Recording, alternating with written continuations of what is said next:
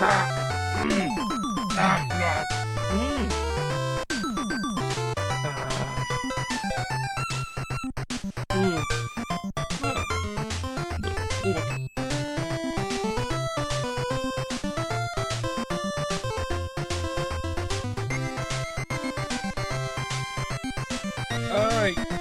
Wah!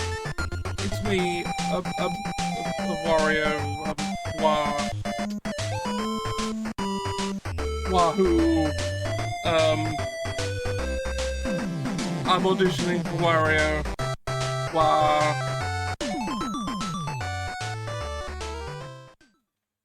Alright, we're back. Oh, and I'm not. Hold on. There we go. And here's my friend, a steak and kidney pie. They're here too. Let's get them a bit closer to me.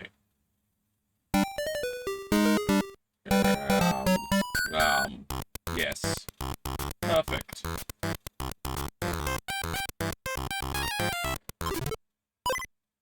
Yes, start from the save point. So we're Wario. We're getting our money back because it's all been stolen. They stole our money and flooded our house. And generally were dicks to us. And we're just following them. And whittling them down as we go, I guess. Slowly killing everyone with our giant indestructible body.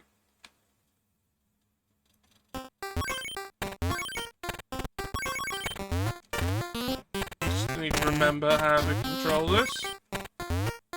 Alright, that's...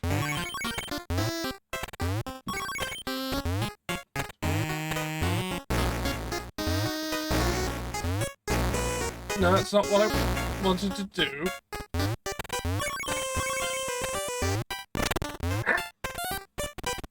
Nope, nope, up, up.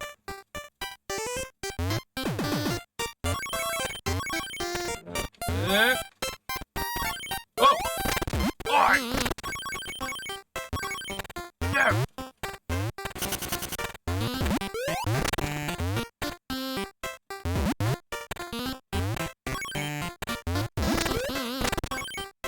You piece of shit. Ah!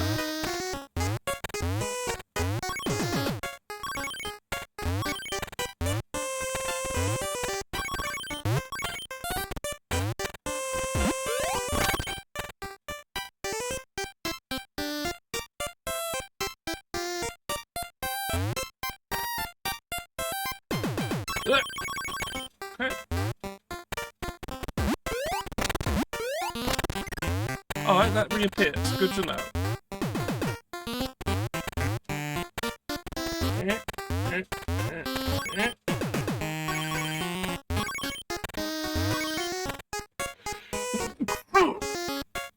Wow.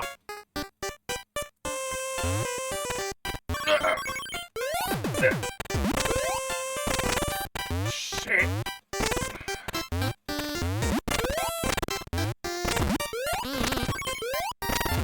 Fuck you! Stop throwing bottles at me! Stop it! Oh!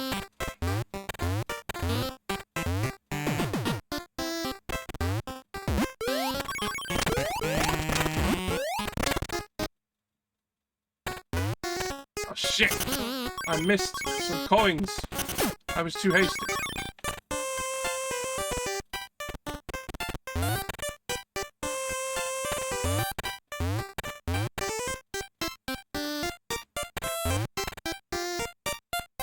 Alright, I can't go back outside. Never mind.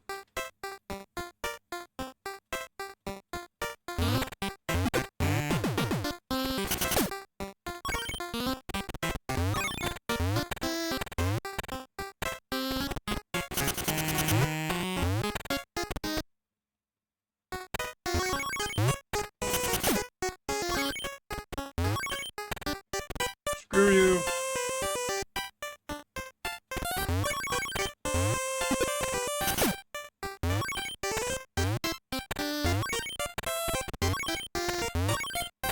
Oh, hold on. Oh, how interesting.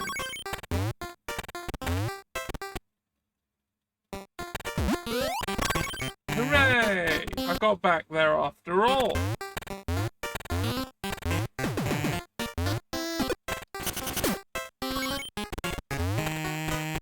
All right.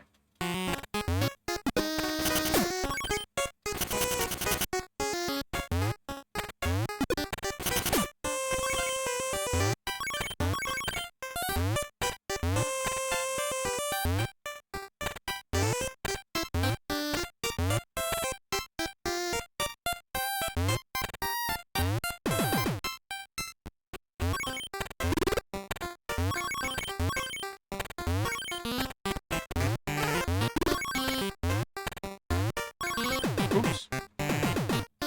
Oops.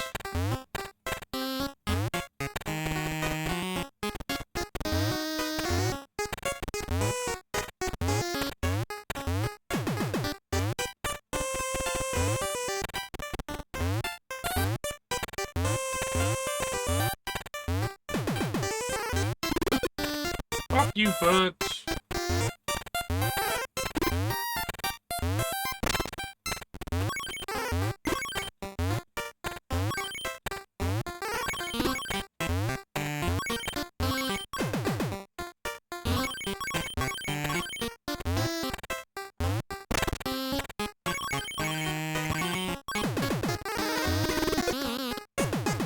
Shit.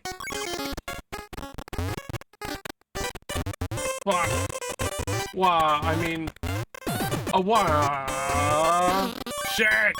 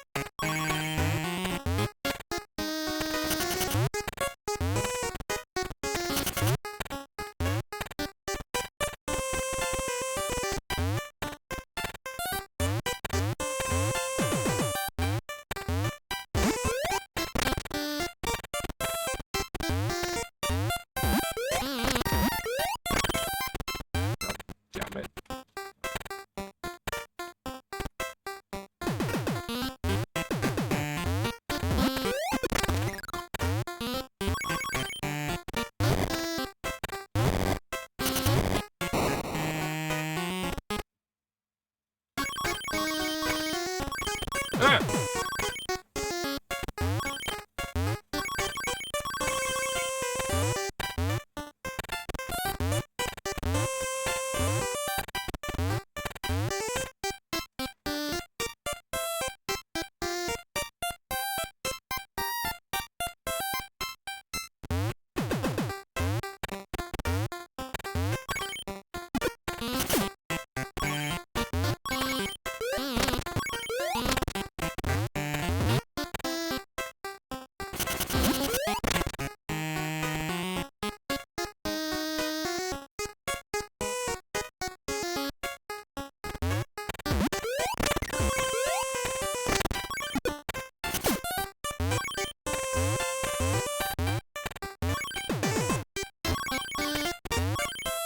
Wow. Oh. Oh, I see. Damn it.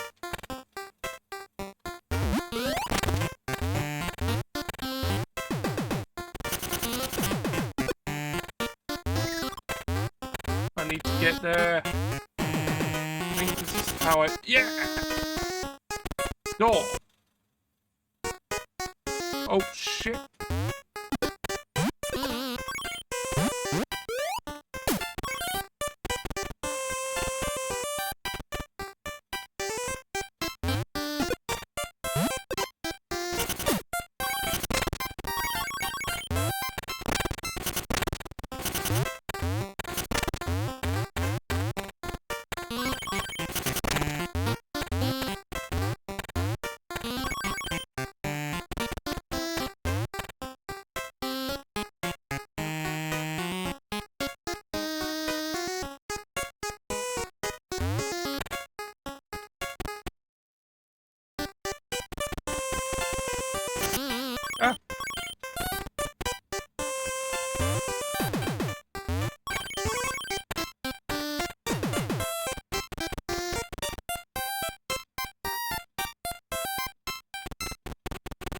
Ah, they respawned!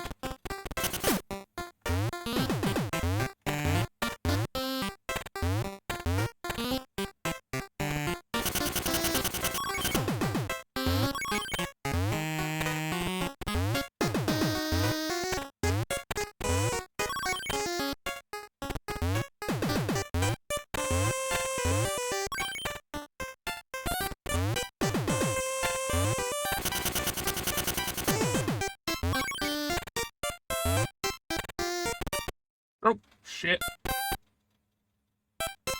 They'll be back now. Man, this building is really monotonous. Good grief. Ah! Ah! No! Shit! Ah!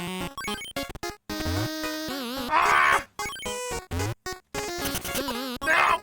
Ah! Well, I fell down the whole building. Get out of here. I hate you. You all suck. You don't deserve to live in Wario's land.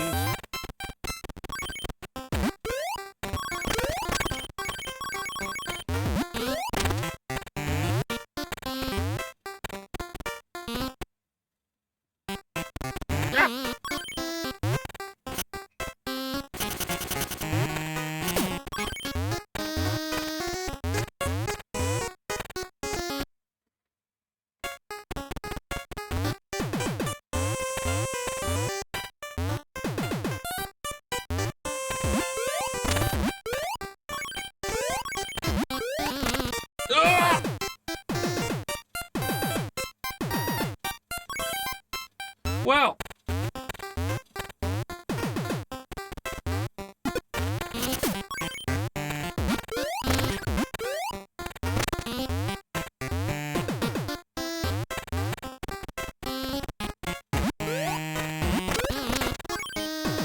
fuck!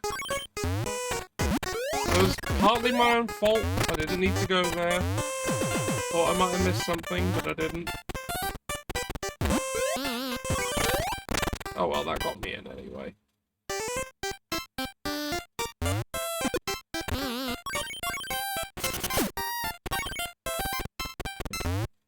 I'm bleeding coins here. Can these people stop hitting me?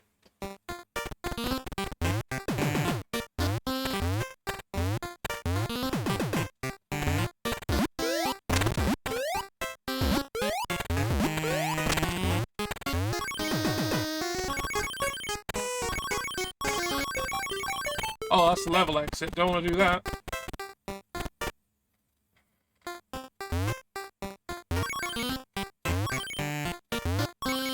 Nintendo.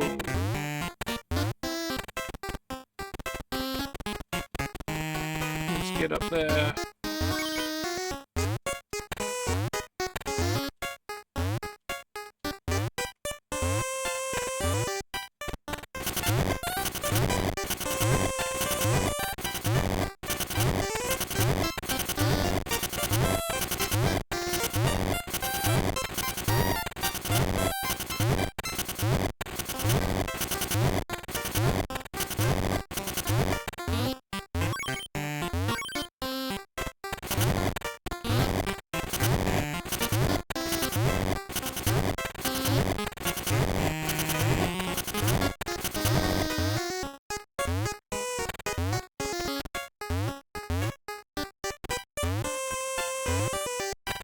Damn.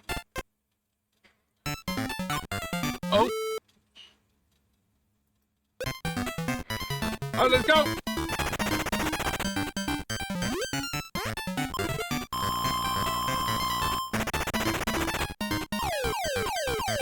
All right.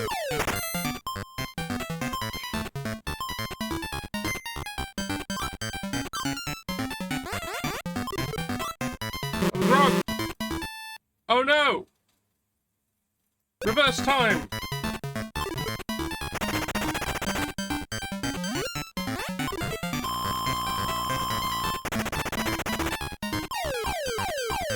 Alright, weird pirate orb.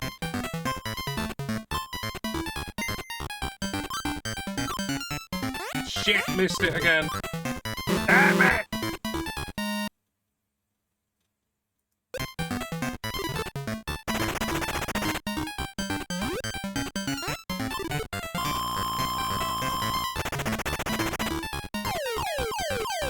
Oh, the thing I picked last time. Okay.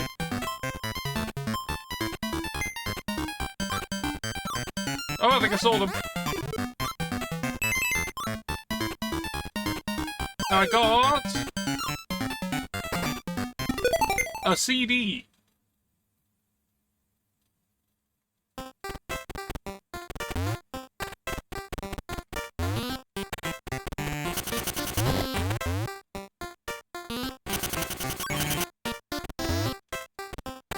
I need to get the coin.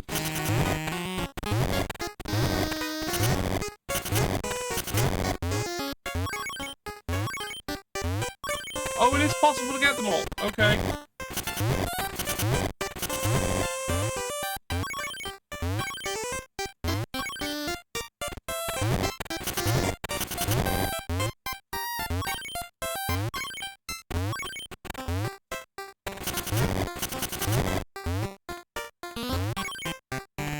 Look, I need the money. I need every little bit of money that I can get my hands on. Like, come on, there's flood damage in my house. I need to sort this out. There's another one of those. Oh, there's the old ones. Hold on. It teleported.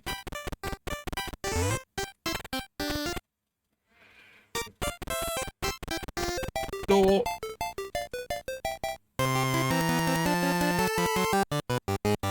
Door.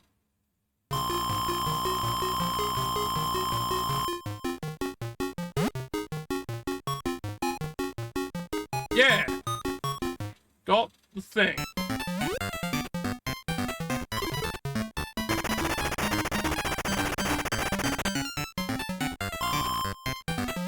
That does not help me. That does not help me. Doesn't massively help me.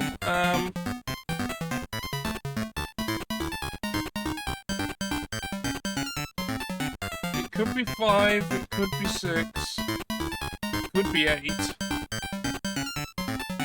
could be 9. Okay, that hasn't changed anything. That hasn't changed anything. It's 8.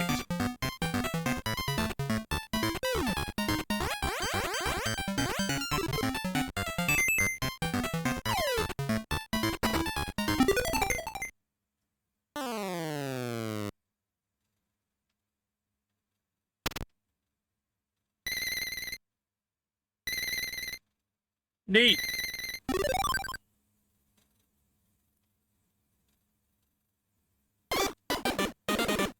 Marcella.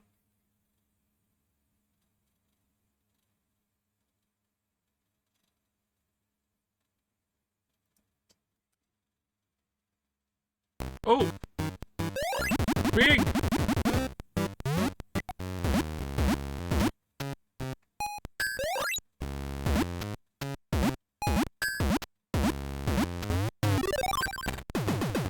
Oh.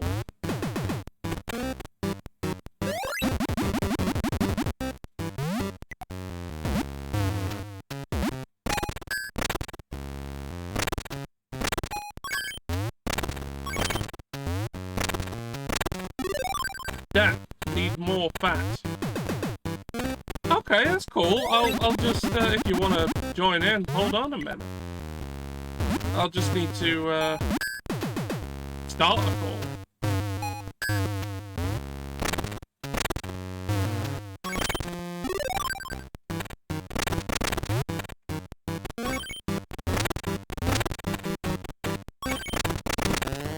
Right. Pause.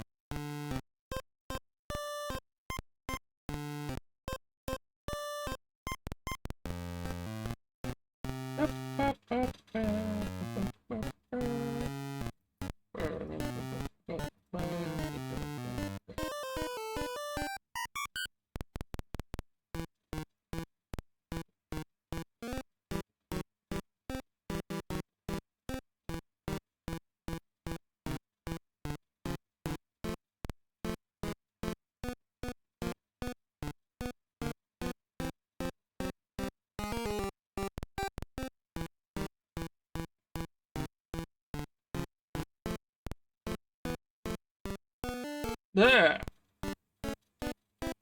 Hello. Wow. Hello. Wow. Would you also like a hat?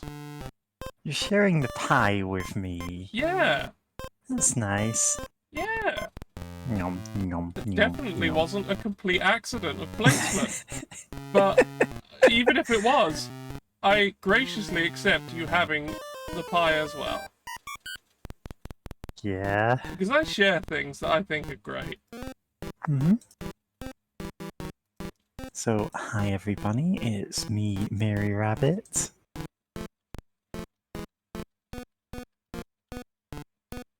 Hold on, I've I'm very, actually very been... quickly doing some You background drawing a work. hat for me? Yes, Yeah. that's exactly what I'm doing.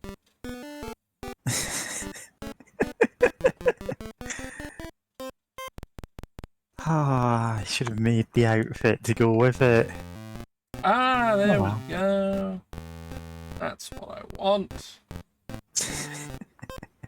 There we go. I'll have to get rid of all these.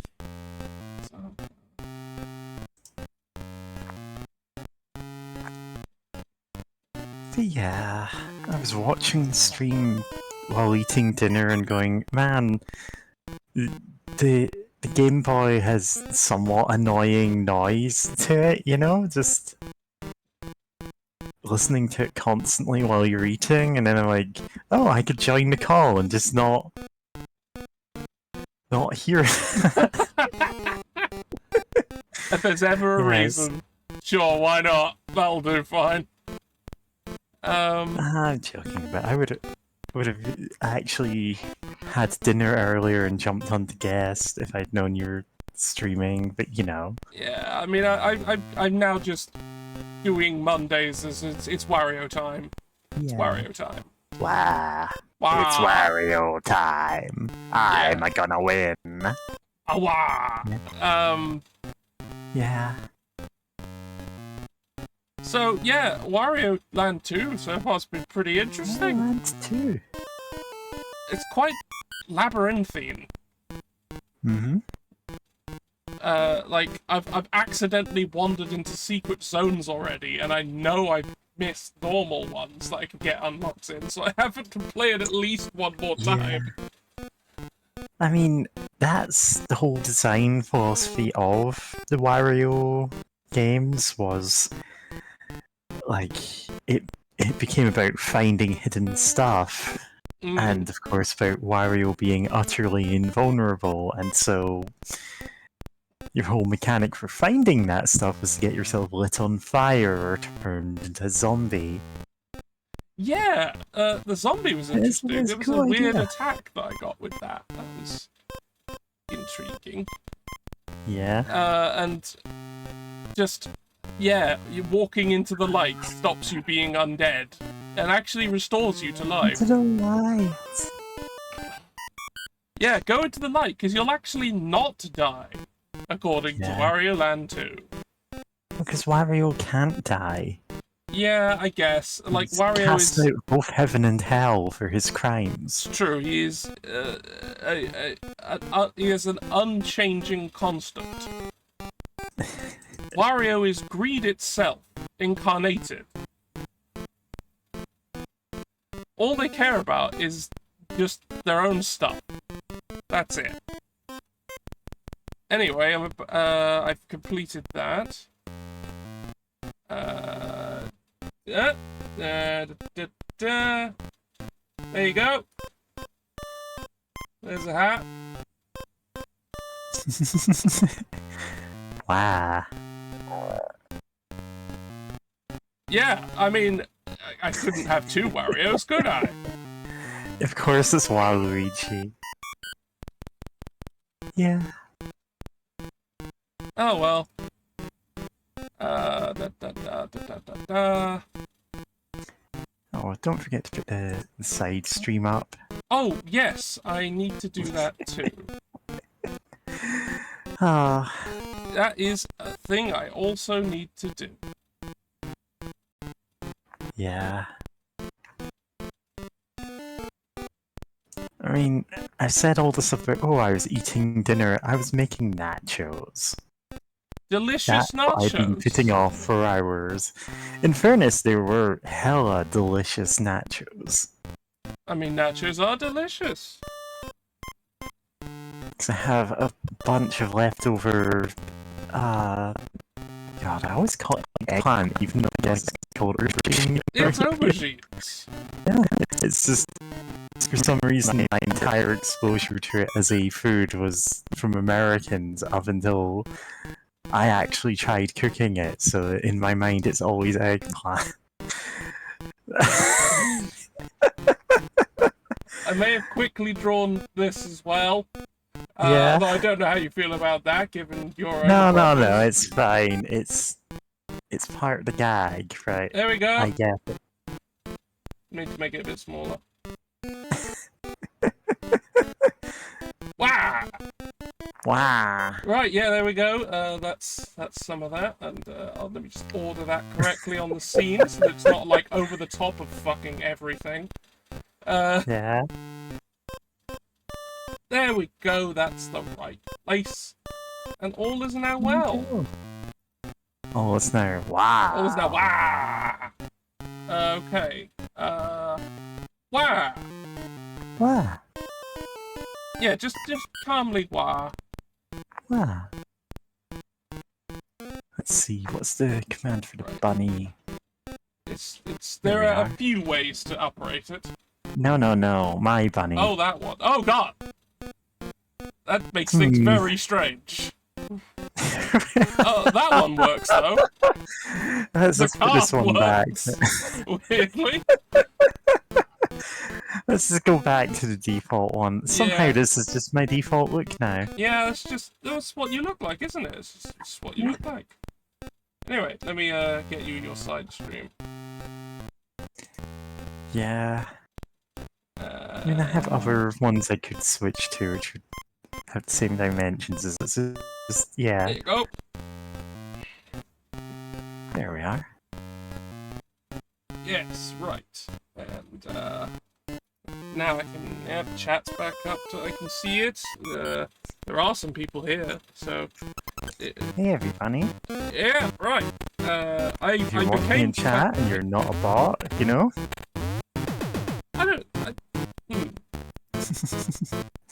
No, no, they're not bots. They're not bots. We're good. Anyway, I became fatter than normal and destroyed these blocks, and now there's me here. Whee!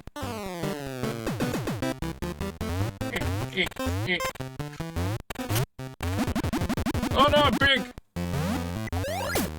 Oh, I just destroyed that person by being near them.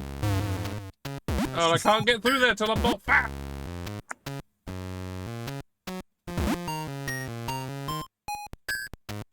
Oh yeah, and I've got to move about or I won't lose the weight. Yeah. Ah, I see, I need to destroy these first so I can then destroy that. Yeah.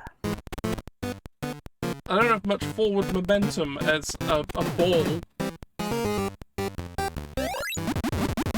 Which isn't entirely accurate.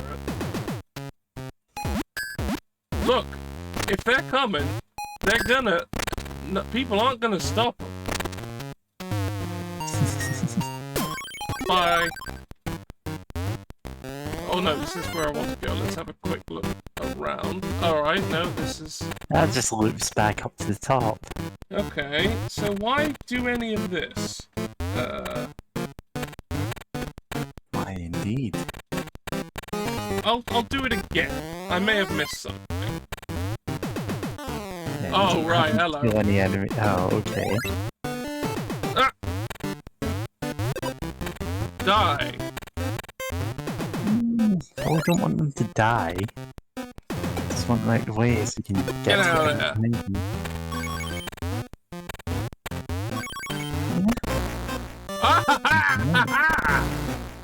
You can't take the status change through the door. I can't though. take them through the door, no. And if I am big, I can't go through the door. Ow! Yeah, Yeah, time to bother that arrow.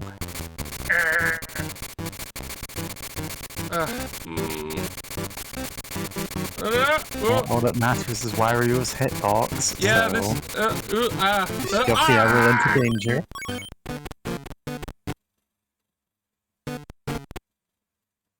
Try again.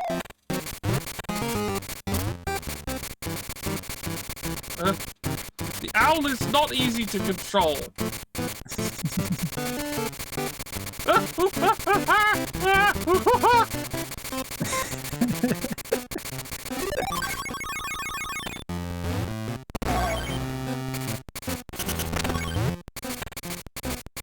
Alright, we're out of here.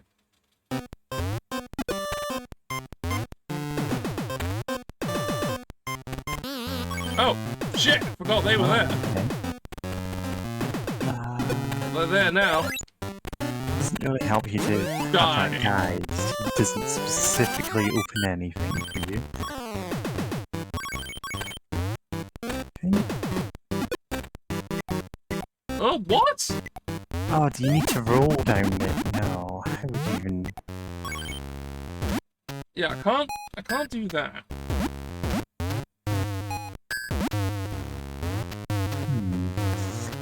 That punching enemy.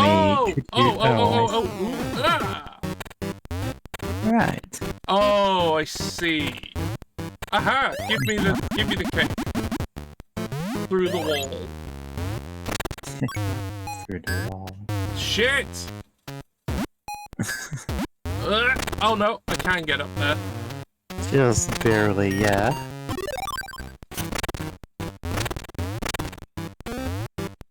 Nothing. Okay. Oh, you need to be way down. I need to be big. Get big.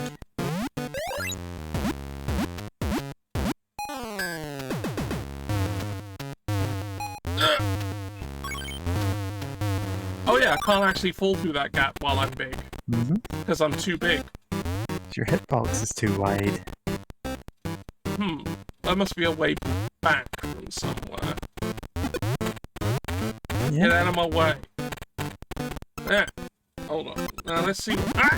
Shit! Fuck you. Yeah? He's dead now. You don't want to go down the lift to the left? I've got a door! Okay. Oh yeah, I guess that's the obvious one to go through first. Resets. Yeah, let's go back. Let's go in. Okay, that's a big load of no. I need to be bowling to deal with that. Die. Oh, that was a lot of money.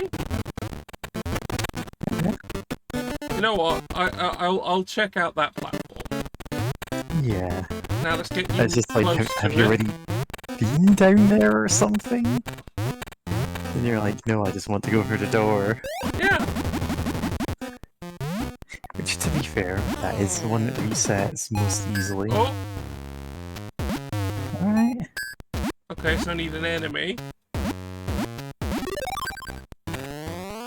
Oh, I need him. Yeah, you need to specifically take him down with you. Oh, shit. Hold on, there was a... that door I can only access when I'm doing this. So, I guess it wants me to do it now. Die. If you go down, I don't think you're getting Move back down up. here. Fuck it, I'll do it.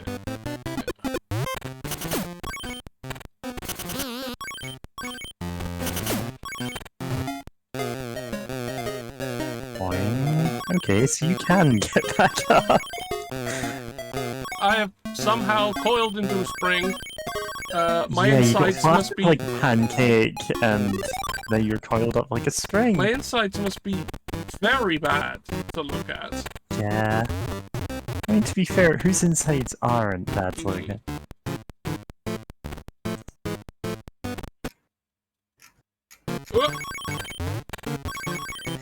Right, yeah, I'm just gonna retweet the post about this, wasn't it? I don't know.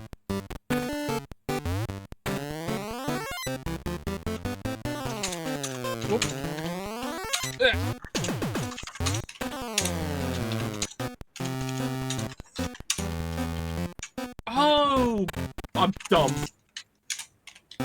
I'm dumb. I'm a dumb shit. Let me sort my dumb shit out.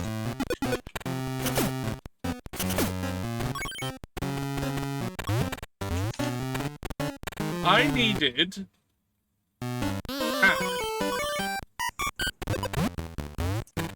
This is the enemy I need to go through here.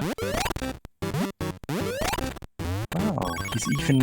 Oh, okay, it's not him on that. That's a different enemy. It's just enemies. That's all. Yeah. The prophecy. It just wants something. Now, do I want the fan for anything? No. I don't think I do. I think there it's just a hazard. What Hyper Beam says? Wario. Well, it is Wario. Oh. There's a Wario. I'm gonna be right now. I'm a Wario, and this is a Wario. And I like that animation quite a lot, actually. Yeah. He doesn't just instantly flip. Yeah, they could have just left it as that, but they had the in-between sprites. Yeah, they made a lot of effort into making Wario's big sprite look good. Which, frankly, I think is required. Yeah, because in Mario Land 1 and 2, Mario had, well... Well, Mario Land, he was a tiny small. little thing. In Mario Land 1, he was teeny tiny. In Mario Land 2, he was about half the size of this Wario. Yeah, something like And then that. they went, okay, we're going for a big, detailed sprite, and it works. It's very expressive. Right, I think now it's time to go through Fits this. Wario very well for him to be, like, just, like, he's often animated in grotesque detail, and that's something you need for him to work. Yeah, he needs to be gross. He's a big, gross weirdo who loves money.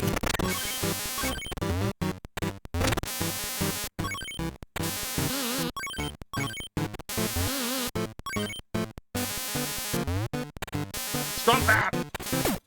Remember that time that guy who runs that social media site dressed up as Wario in Saturday Night Live? God. Isn't that weird? That was really weird. He just dressed up as someone who is, literally, as I said earlier, like, basically the purest embodiment of greed and avarice that exists in media. And, I am never gonna watch the skit which he dressed up as that for, but I'm told it's terrible. And I trust that judgment. Hey, sentient cookie.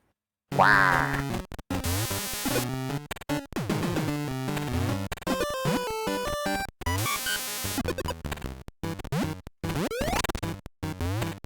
Spamming the wah command to make us say that over there is and over. no wah command. Isn't that a Pokemon? I mean, it wouldn't be the first time. Oh, fuck, I've killed them all again. Yeah. I don't know if my connection cut out there or what. No, I just got suddenly very distracted. Oh, okay. Oh, you remember playing Wario Land? So, fun fact. Wario Land 1 is Mario Land 3. Like, it's Mario Land 3, Wario Land. Yeah. The thing is Wario Land 2, or Mario Land 4. Yeah, but they stopped using the, We stopped using that. I put that in the tweet as a gag. I mean, yeah, it is technically that series. Yeah, for quite a while, this was the closest that we got to like mainline, like standard Mario games, and it was like on a handheld console, and it's yeah, because they just stopped making like the well, Yeah. new Mario games for quite a bit. Until, ironically, the new Super Mario Bros. I think everything else is just remakes.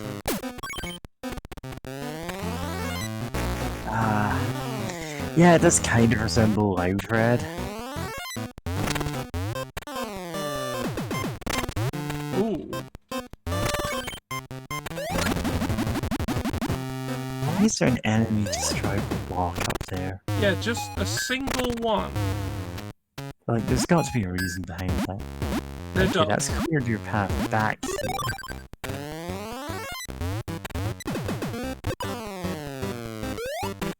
Damn it. Damn it! Come with me!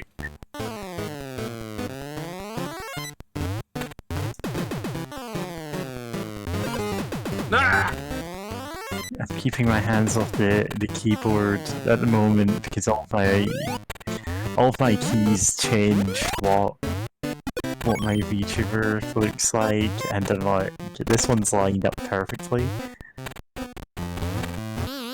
Something Cookie says, I got stuck at the lava level, I had to outrun the wildfire, and then I never played it again.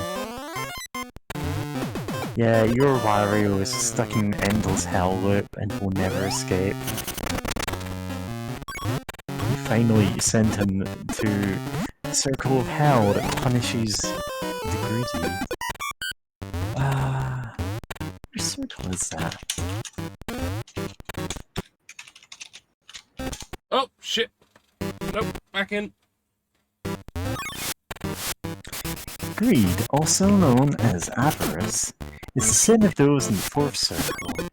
Along with lust and gluttony, greed is one of the sins of incontinence, sins committed out of excess or negligence or lack of self-control. The fourth circle is divided in half, and the souls on one side must continually brawl with the souls on the other.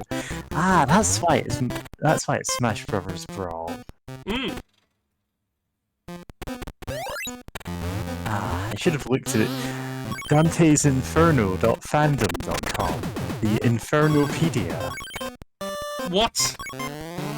You know, the free encyclopedia about Dante's Inferno that anyone can edit. Earth, crime, or greed to be soul sucker. Those clerks, a squint of mind made no measured spending in life, and by contrast, in these popes and cardinals, greed practices success. Oh! Virgil. Medicine. Medicine, medicine, medicine, medicine. Medicine, medicine. I'll go grab my medicine. It's not medicine, but, you know, pills.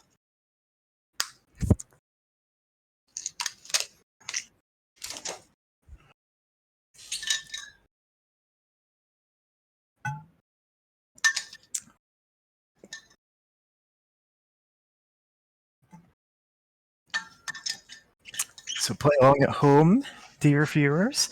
It's time to just take whatever medication you have in the house. Hyperbean says, I've only played one Wario Land game and I honestly can't remember which one it is. It had a big genie at the end. I want to say that's the first one. Don't remember. I mean, that's the one genie's I've played on this the final channel. boss who grants you the castle or whatever you earn at the end of it. Sentient Cookie says, our Dante is your Inferno. Woo! Of course. Spin other arrow says, Wario Land. Yes. That's the one, was really the first one. Yeah, it was. It established the like collecting treasures aspect of the games, but it didn't have Wario being completely invulnerable yet, which was kind of a staple later on. Yeah. So you had standard power-ups for Wario. You had the bull horns, you had the like jet helmet, and you had the dragon head. Yeah, I remember the dragon head. Yeah, I'm remembering more now. Yeah. I missed it, so I'm guessing. I'm wrong. Oh no!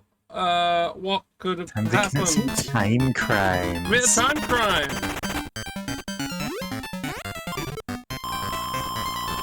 Because what's the point of not using all the tools I have available to me?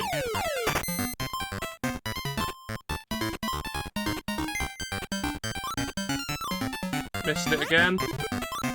Nope.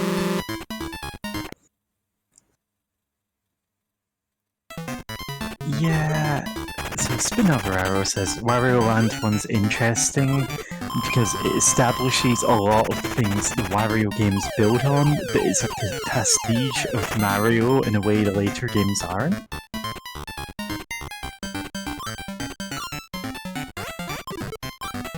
Yeah!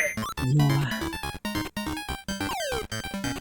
And it's because I got a yo-yo? Yo-yo?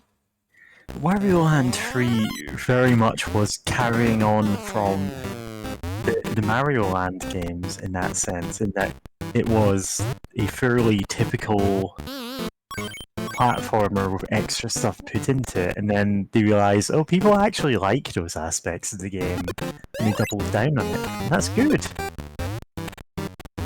Genuinely good design, you know, to have the...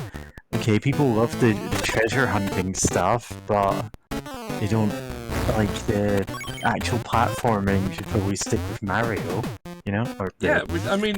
the more standard platforming where you can lose lives and get a game over kind of thing. Yeah, I mean, they already make Mario. Don't need to make Mario again. It differentiates the two characters and the two franchises. Oops. Ah! That person's floating on nothing. Yeah.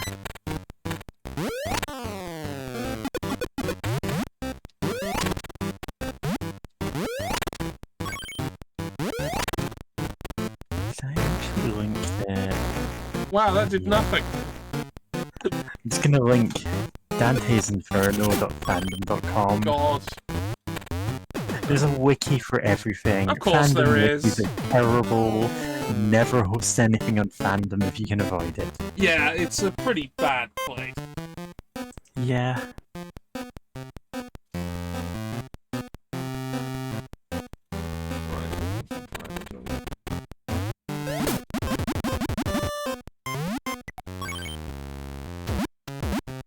Fandom Wikia, my arch nemesis, says Spin Over Arrow. Yeah, you're right, it's everyone's nemesis.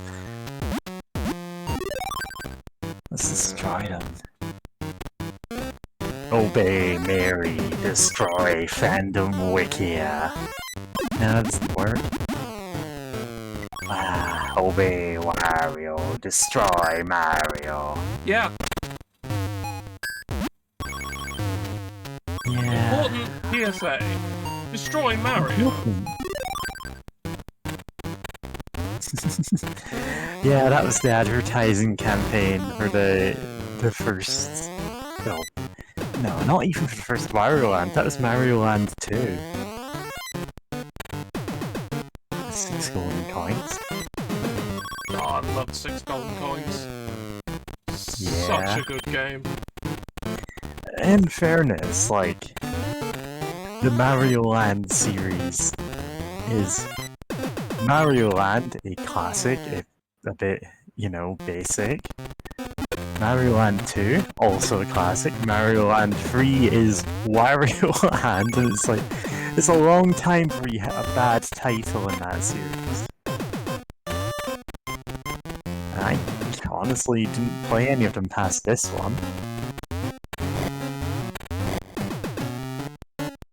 Oh, now I need to pick one up along the way and bring it Yeah, with me. you do. There's no way to jump when you're on fire.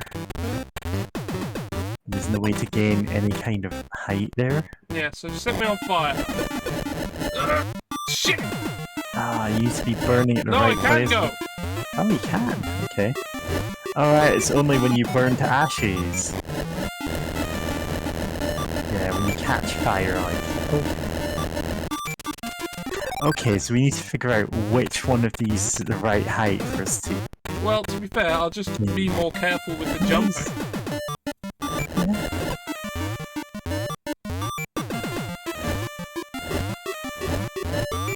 No, I fucked it. Yeah. Shit! Oh, okay, so Wario Land 3 is also good. Man, are they just all winners? Oh yeah, no, as far as I am aware, they're all good. I've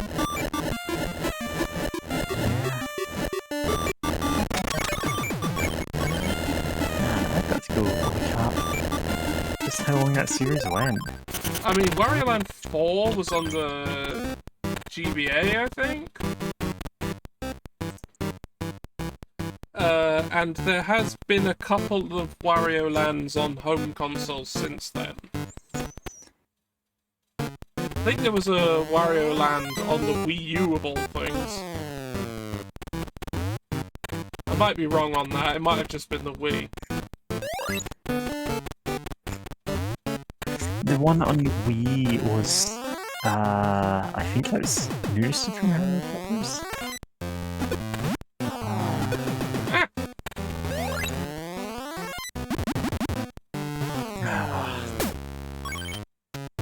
Yes. Oh yeah, there was New Super Mario Bros. And New Super Mario Bros. U. Yeah. There's new... Oh god, yeah, two, the Virtual Boy yes, Wario Land. I forgot about that one. Oh yeah, you have to play that one next. I have played You that don't. one. Oh, you have? Okay. I have actually played that one in real life. Yeah, it's apparently a pretty good game in its own pretty right. much the It's only just... good game on the system.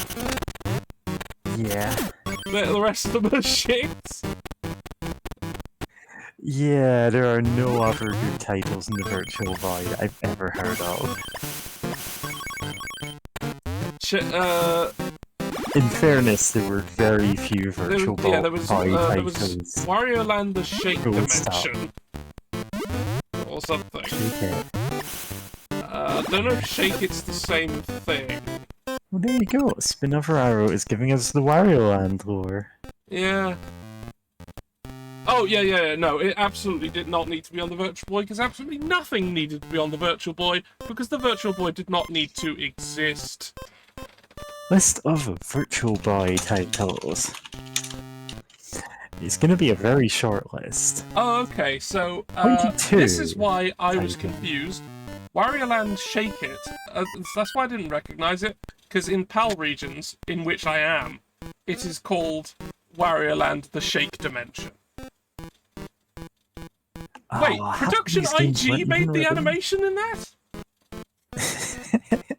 What the fuck? Yeah. Production IG animated some Wario. Great! Fucking wonderful. You're dead. Yeah, and there's also Wario World, which I've played, and have a copy of, which I would definitely play on the channel at some point. Yeah, sorry, I'm just looking at the list of Virtual Boy games and realising half of these weren't released, ever. Yes. And half that were released weren't good.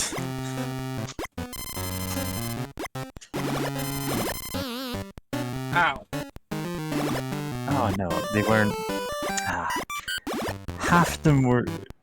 like, about half them were Japan only, and quite a few of them were North America only, so there's actually no region which gets all the titles. So to have a Even complete then, library of Yeah, Virtual Boy games, you would need at least 2 Virtual Boys yeah. to play them. I thought these were like games that had prototype copies leaked or something, and then I looked closer at the chart and it's like, no, these were released in Japan.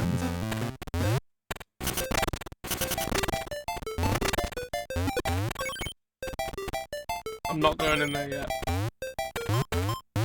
Apparently, of all things, there's some kind of dungeon crawler on there.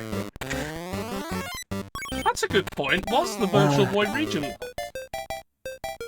No, that's a good question. Because I know Nintendo didn't do it with their portable consoles till the 3DS.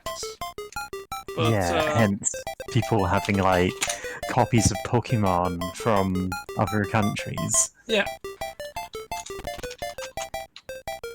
Is the Virtual Boy region free? Yeah, apparently. You can just play Japanese games. Okay, and you it only didn't need have a one release. Virtual Boy. Good.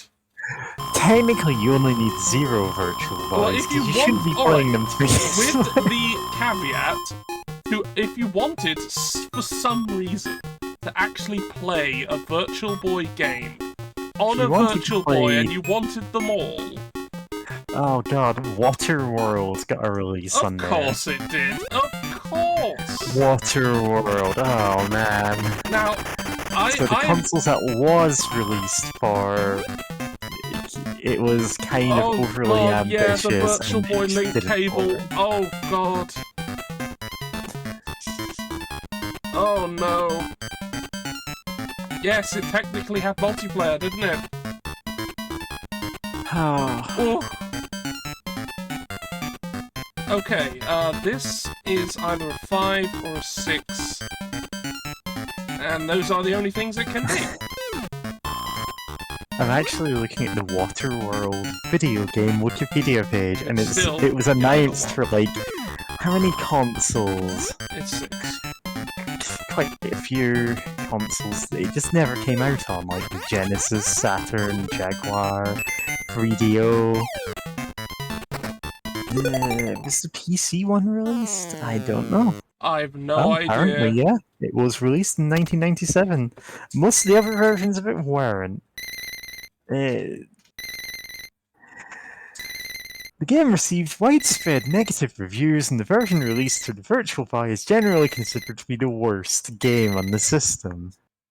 Really? It's like there were 22 games on the system. Huh.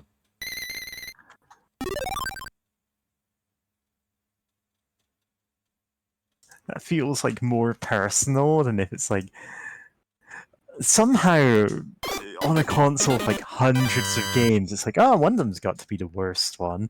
On a console with 22 games, yeah, that's more noticeable. The worst? Yeah, what's the worst Virtual Boy game? That's what we all need to know. And it is unanimously Waterworld. Oh god, Waterworld on the 3DO. Oh. Oh no. Don't worry. 3DO version was announced in 1995 as planned to be published. And it was never published. Thank God, the apparently world just is never safe. released that. The world is safe. Hooray. The Waterworld? Nah. I know I've seen that movie, but I couldn't tell you anything about it other than, yeah, sure is a Waterworld. I didn't hate the movie. Yeah? I didn't hate it. I just In fairness, think I saw it when I was a kid. I just think it's distinctly average. Like, there's nothing wrong with it, but it definitely wasn't worth the money spent to make it. Kevin Costner gets wet. Yeah, but also... And, Waterworld. yeah, and, you know, Dennis Hopper gets to be Ham the entire movie and eat it alive. It's great. Also, the fun old man sitting in the giant oil tank, just going, "Hey, I'm here to measure oil," and that's all they do. They just sit in a boat in a big lake of oil, measuring oil with a big stick. What a horrible life. But you know, they're nice about it. Yeah, I suppose once you've seen one post-apocalyptic movie starring Kevin Costner, you've seen them all. To be fair, I haven't actually seen The Postman. So I guess now I don't need to see The Postman because I've seen Waterworld. Yeah. It's optional, but you have to see one of them. Okay, yeah, it's the law. You can't get into heaven unless you've seen Waterworld or The Postman. You can see both of them, but it doesn't get you any extra credit. No, there's no extra credit for getting into heaven. Once you've got your pass to Once heaven, you're there, you just got you it. can relax. You're It's good. fine.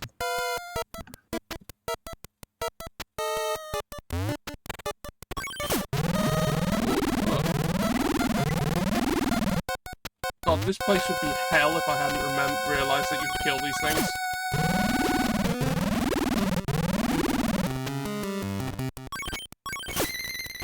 Oh! 100! Woo! 100. 100! 100. Oh, door. Door. No, no, God, that's the exit. Don't want to go there. There's still so much to find.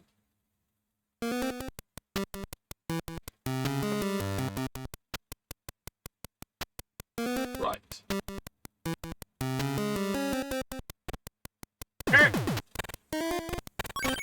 Bottles! Again!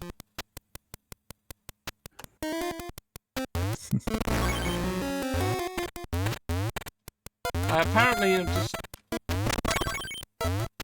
Oh yeah, the Wario Land games all had super weird enemy designs, and you know, that's always a highlight. Absolutely. And in this game onwards, you've got the added thing of, well, they give status effects, that's their thing. Hey, isn't this part Super Metroid? Sure, why not? Watch out for the mock troids.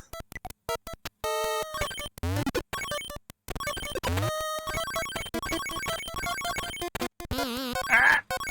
Yeah, honestly, I'm looking at this and going, the particular layout of that does really feel like a specific part of Super Metroid. It is basically a room that looks kind of like this in Meridia. Super Metroid.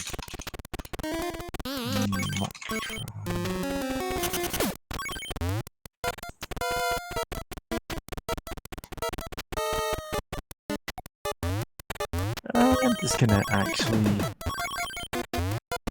grab a picture of that and...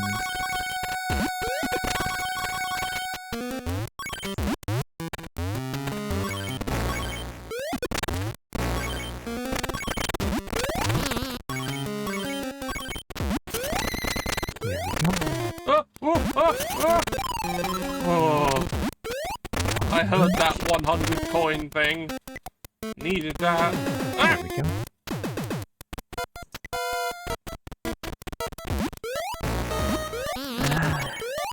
It's not as exact as I thought it was, and... Oh, Alright, I no, see fuck off, that, fuck off, actually. guy. Get out of here. That's why it doesn't look right. Oh man. Because I got the, like, version with everything highlighted as, like, what's destroyable. Yeah, no, it doesn't look quite like it, but, you know. Alright. Oh!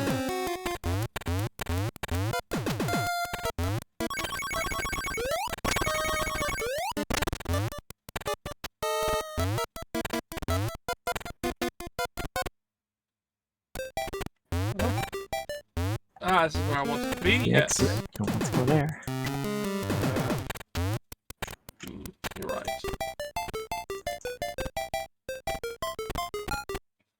Well, at least I found my way back.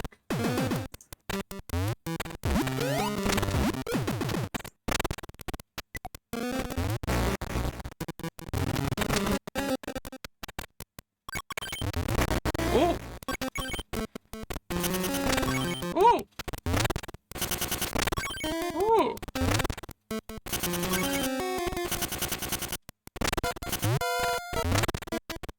Ooh.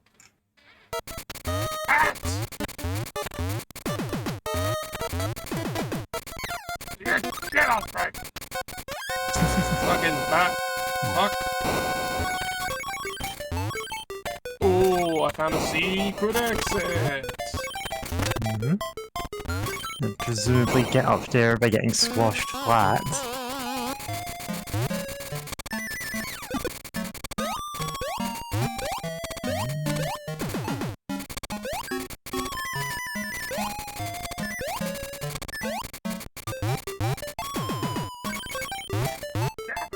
Ah, so close. Well, I'm still in this thing until either I get wet or the bat pulls me. Ignore what I just said.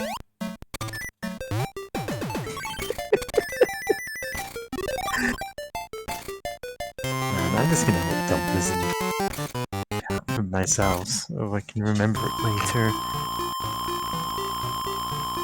Right, I didn't get the treasure this level, so eventually when I have to play through again, I'll go get it. Yeah. Oh, but I do get to do this.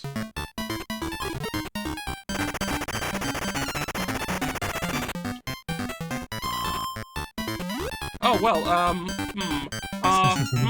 there's literally only one number this could be. Oh wait, no, not true. Actually. Oh, it's 1 or 4, fuck! Flip a coin. Woo!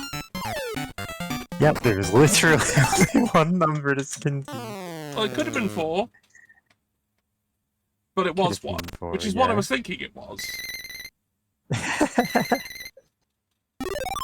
So, even if you hadn't said anything, 1. I would still have been right.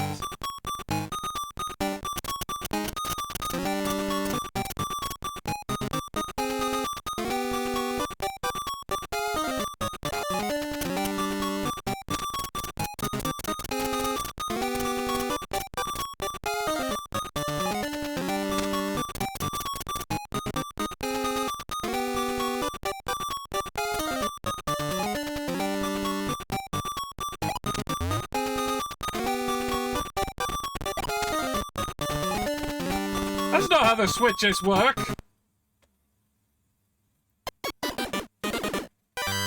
Defeat the giant spearman! Giant spearman.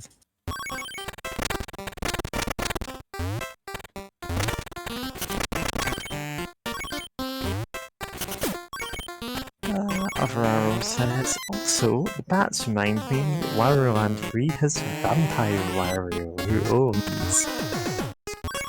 Wow. What? Wow! Honestly, I was thinking, oh, right, like a vampire doing like a... waving his cloak around thing and saying that, and then like, oh, that's just what Wario sounds like, so that joke Yeah, it's falls just flat. Wario!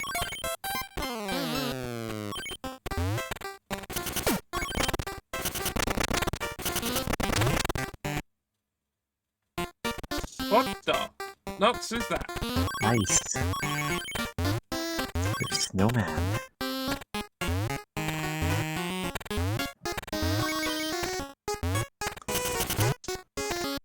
At least I'm assuming there's snowman, because what else could they be? Yeah, it looks snowmen. Okay, I see.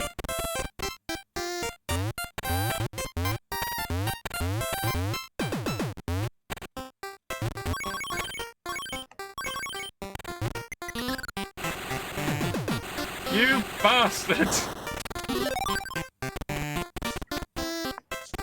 Snow enemies in Land 3 are these big bears, which are much cuter, says Upper Arrow. Okay, none of them actually get me anywhere, it's just a big hazard. Okay.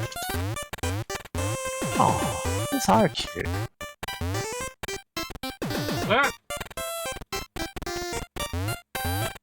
They're big, chubby bears. Damn it!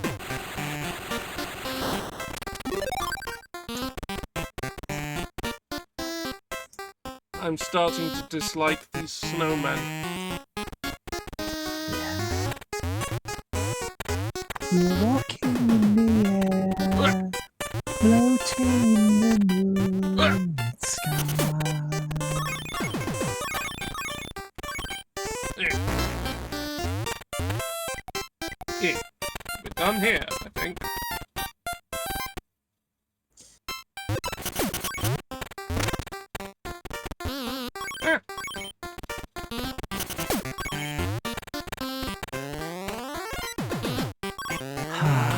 Whenever Americans talk, oh sorry. Yeah, no, go.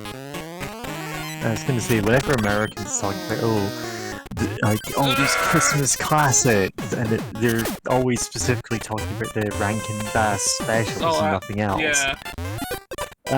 Whereas we had things like The Snowman. Yeah. Well, a lot of our Christmas like classics is kind of like Raymond Briggs. Yeah. Yeah, who could forget that old Christmas classic, Where the Wind Blows? Oh god, Where the Wind Blows. I was thinking that's who it was.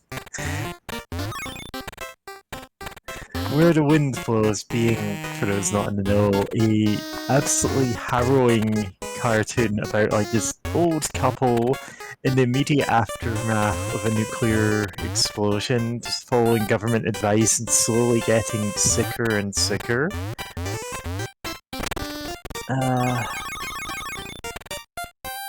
Yeah. They're following the kind of like, oh, just duck and cover, oh, just stay indoors for a couple of days. Yeah, it's fine. Yeah. Spoiler, it isn't fine. Yeah, sorry, I feel like I interrupted whatever you I don't even to know say. anymore. Like, We're going about Christmas. Yeah. It's not Christmas season yet, though. It's Halloween season. Yeah, which, according to, like, shops and adverts, is Christmas! Listen, you know it's Halloween season when Wilco starts selling, like, the spider skeletons? Yeah! Or Wilco is going into administration or whatever, so... Oh, jeez! Skeleton? Oh? That was 2 silver coins! I just got 200 coins from that. Lucky!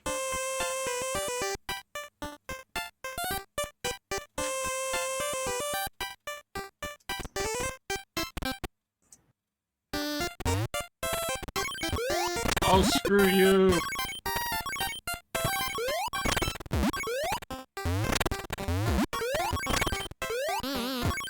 Oh, down I go!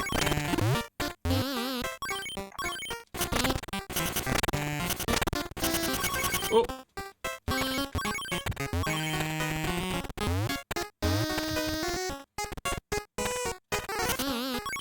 Ah! Ah!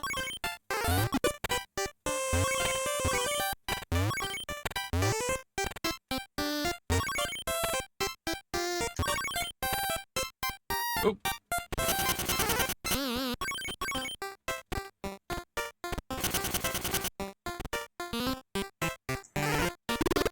Ah! Well, I probably lost most of the coins I got them going down there, so whatever.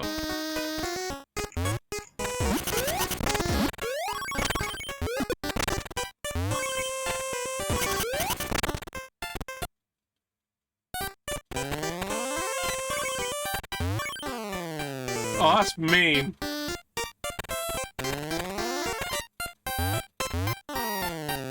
Ah! They did it again!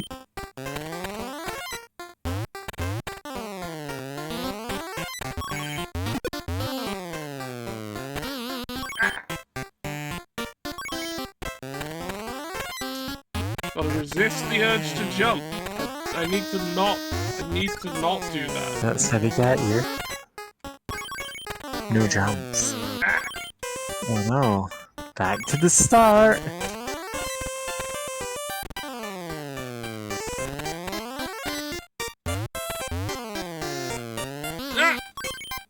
No hesitation! Guillotine. There's no heartbreaking no remorse.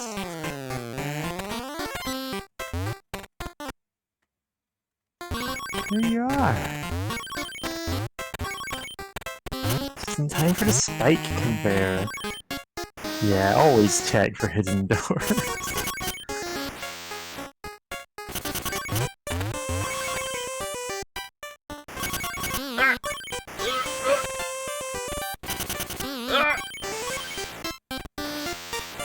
You had so much money too.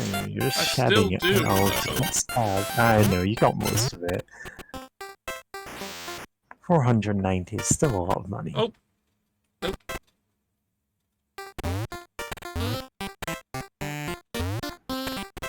Can't even get the bottom ones. Oh, I can now. There There you you go. go. Got them. What's this way? Oh. Ah!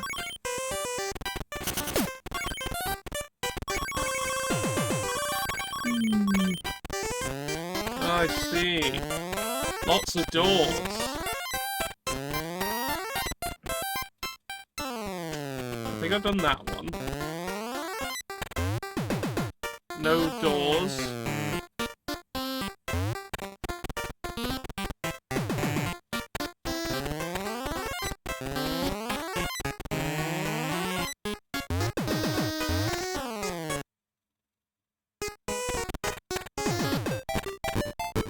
Oh god, no, that's the Oh, boss. that's the giant spearman. Not doing that. Life has many doors, wow, boy. What, boy? Alright, yeah. Sorry, I just never actually seen Ed, and Eddie. And also, I have no idea what anything sounds like. Ah! I've This is never what I seen was that looking posted for. in text form. Check on Bot Right. Alright. Alright, we're gonna... Bean has redeemed the check on Botbrow We're gonna look at command. Voltrout. Let's go look at our favourite We're gonna look at our favourite motorcycle guy. murderer. Let me just get them on screen. There we go.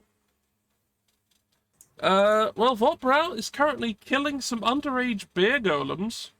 Yeah, While they are... pretty typical Oh, their for him. quest is currently to exterminate them completely, so... and there's some veterans. Oh, and there was a big demon that they're also killing. We are currently on Act 13 of their story. Killing more Bill Golems. Executing a passing Will-o'-the-Wisp fighter / organist. Yeah. What's their latest magic? It hasn't changed much. Anything else interesting here? Roger's Grand Illusion. Angioplasty. Dropsy. History lesson. Big Sister. Braingate. Yeah, okay, there's major stat is still strength. They got a lot of HP. And after strength is weirdly wisdom. Oh, it looks like they've finished exterminating the beer golems. They're now trying to fetch a credenza. I don't even know what that is. And they just killed 5 pawn elementals. Oh no. Huh. Well, Apparently a credenza is a type of dining room cabinet. Well, that's what they're doing. And they're doing it through lots and lots of murder. How do you execute dead Diplodocus? They're dead. Alright, well, we'll leave them to it. They obviously know their business better than we do. So we'll get back to Wario, I guess. On pause.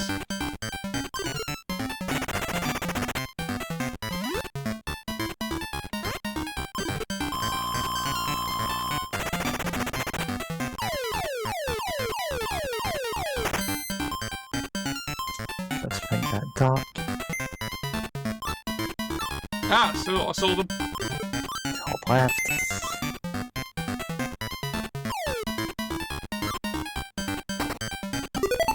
A computer! Ah. A computer. The mighty Pentium 2. Wow.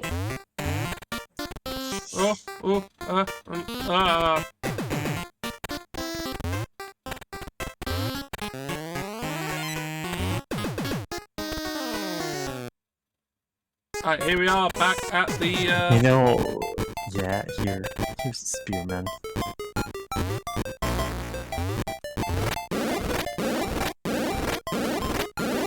Oh man, that's just kind of lame as a boss then, if that's what you need to do. Oh, I got 100 coins! And he's dead.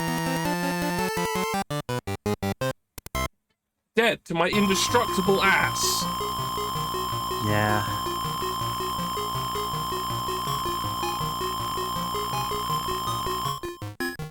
Wow, I got a lot of money. I've been, like, scraping by, like, at 600 most of the time. Mm-hmm.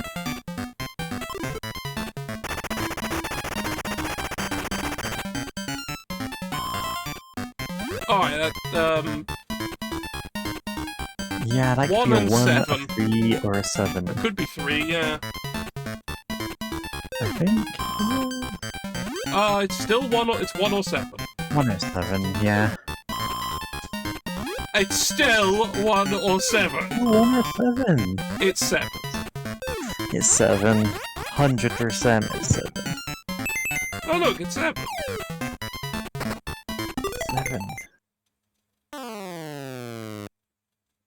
We get another bit of what I assume is a map. Hmm. Okay, so I've missed 2 hidden zones Mm-hmm. through the playthrough so far. But I guess I skip zones when I do these, so there are probably zones in which I have to go through it again. Yeah, it's like diverging paths. Like, I've skipped chapter 5 to do this, I think. Yeah, we're in the final chapter. Yeah.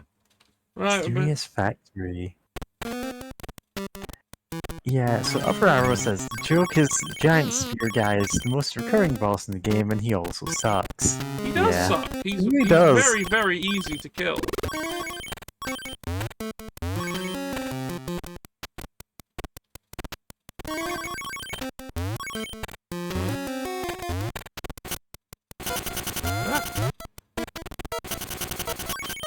There we go. Alright.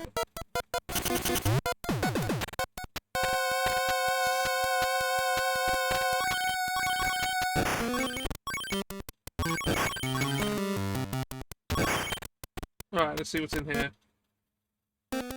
What? Oh, I don't know what that is. Yeah, that probably just hurts you. Oh, I see. Ugh. Alright, that's a ceiling. Ah! Yeah, I think we've got confirmation. It just hurts you. It just hurts me. Ugh. It's a hurt box.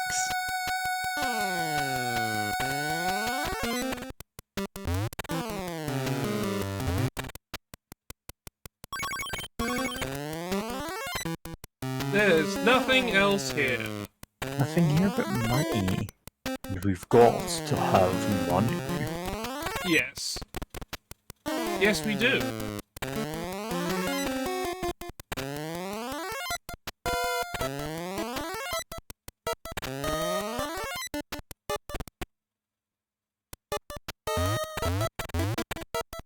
No, that's where I came from. Oh, how nice.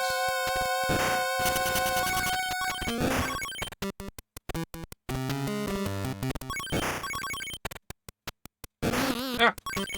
Too close.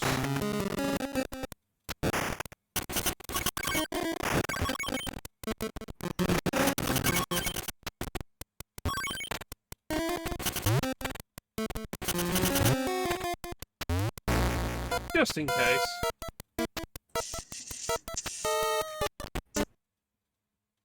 Oh! Oh! Oh. What? Ah, these guys. Yeah, I can't remember if you ran into these guys in previous I did stream. not. Oh, okay. I think they appear earlier in the next game, but the thing is, these guys are different between the English and Japanese releases. In English versions of the game, they throw bombs that make you dizzy. In Japan, they carry around big jugs of beer that they spill on you and you get drunk. I'm drunk then. Okay. Yep, you're drunk, Mario. Yay! Hooray! How do I stop being drunk? Well, some people swear by breaking a raw egg into a Look, glass, I'm not adding doing a dash hair of the Tabasco. dog. I don't actually know. I don't Oh, there we drink go. enough to know Water. any hangover cures.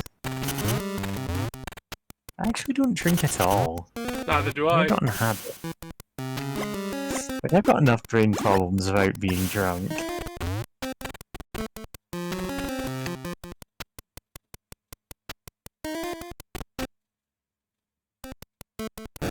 In Land 3, the equivalents always make you dizzy and throw different objects. Wario's animation has been changed to be dizzy and not drunk. Yeah, I guess if, like, rather than a sort of quick fix, like they did here. Alright, I'm just gonna flip a coin. I've got enough of them, I suppose. Alright, do I go up? Down?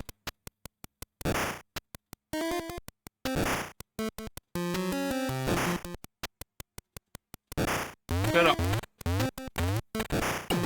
Ooh.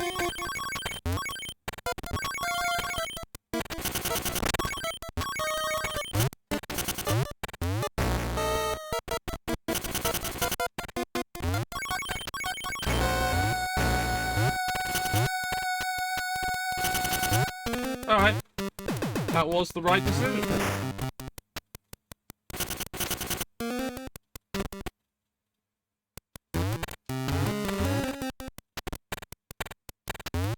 Ah.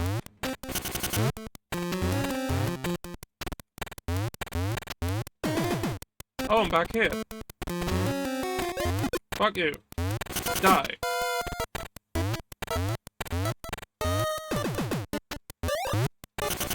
Oh. Die.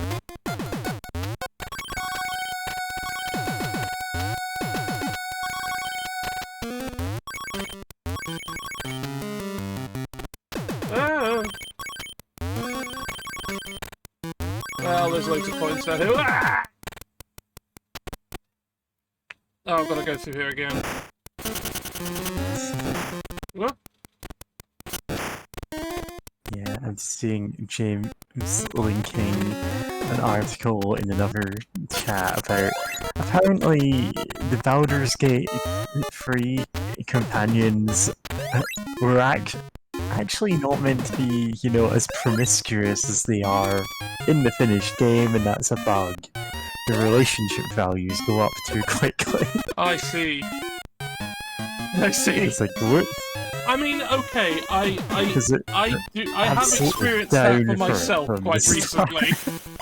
But I don't want to potentially provide spoilers to anybody, so I'll talk about it later. I don't even own that game yet. I don't think I could actually run it on this computer. I kind of just about can. Like, it sometimes gets some horrible slowdown, but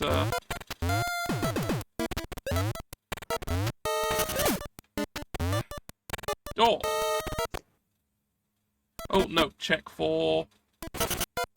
Alright, there isn't. Okay.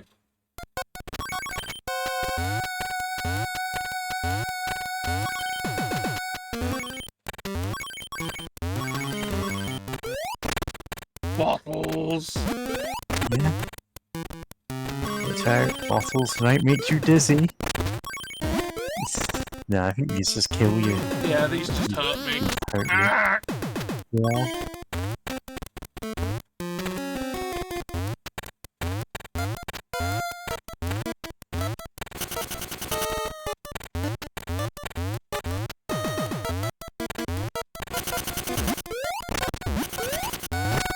Ah! I want you. Ah!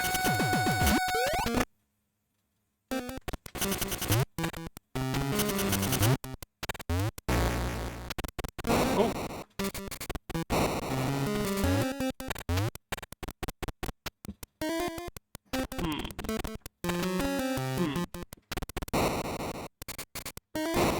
Yeah.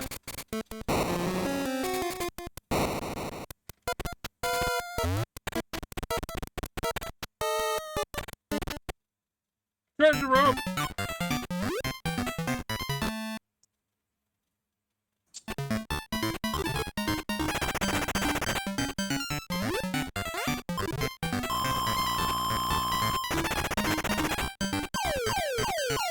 Monk. Monkey. Ah, there they are. Yep.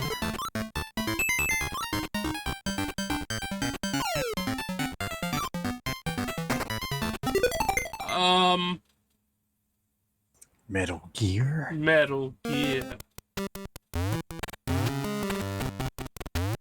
Right, let's plan ourselves. I've arrived in Wario Land. I mean, given... It's entirely possible that Snake has said that. Yeah? Given, the codec calls in Smash Brothers. Yeah, probably.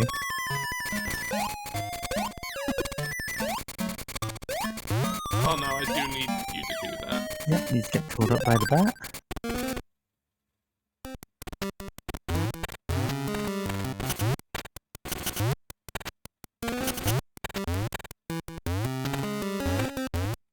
Oh. No.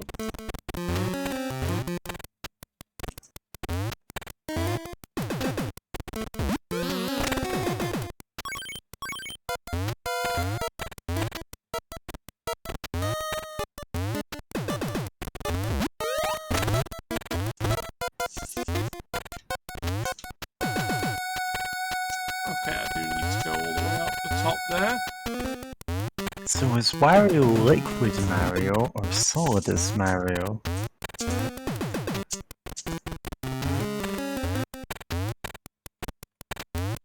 I honestly don't know enough about Metal Gear to say. Other than I find Solidus to be the idea of Solidus to be entirely a joke, so they're probably Waluigi. Yeah. Waluigi can be the president, I suppose. The thing is, Wario isn't like a clone or evil duplicate or anything of Mario, he's just some guy. Yeah, he's just some guy, he's not even related.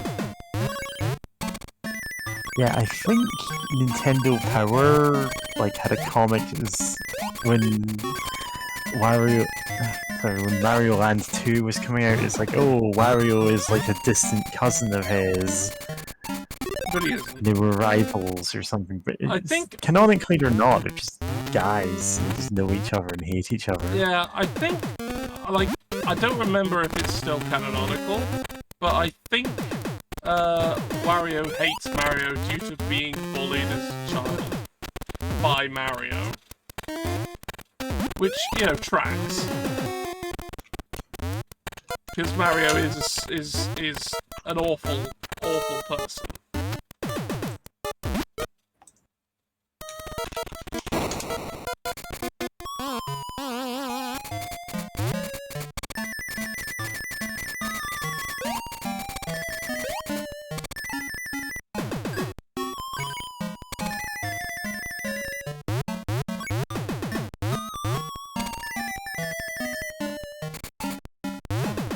Dang it! Missed it again. Need more coins!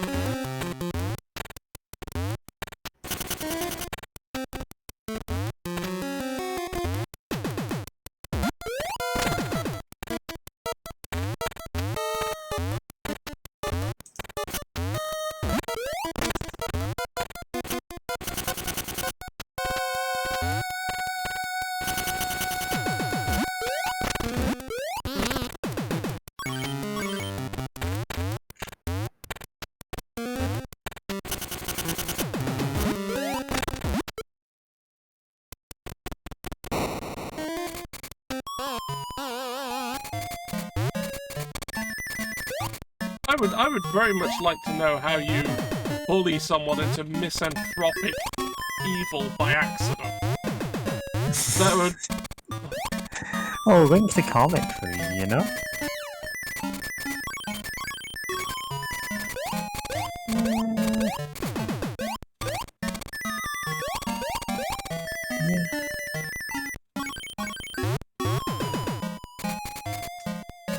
Yeah. I missed it.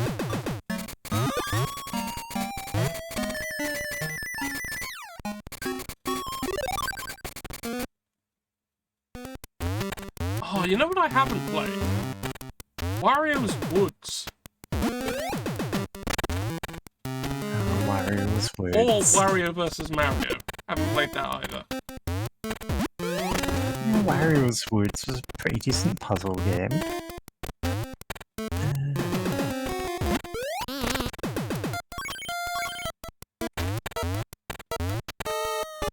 Yeah, it probably was posted somewhere official. I'm just like, this is the first one I found that has it, so...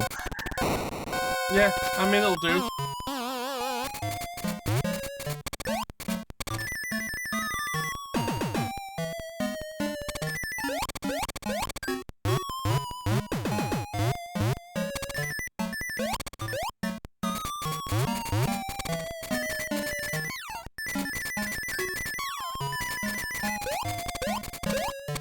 It's not like Sonic canon in the comics being wildly different in every country. Damn it! Or, you know, the UK and US Sonic comics having completely different takes on a lot of things. Over here in the UK, we got Sonic the comic. Over Hell yeah. there in the US, they got Archie Sonic. Which was, for a time, written by Ken Penders. For quite a long time, actually. He was... like, nobody really checked what he was doing. Yeah, we got... they had Ken Penders, we had Techno, a canary lesbian icon. Techno the Canary, yeah.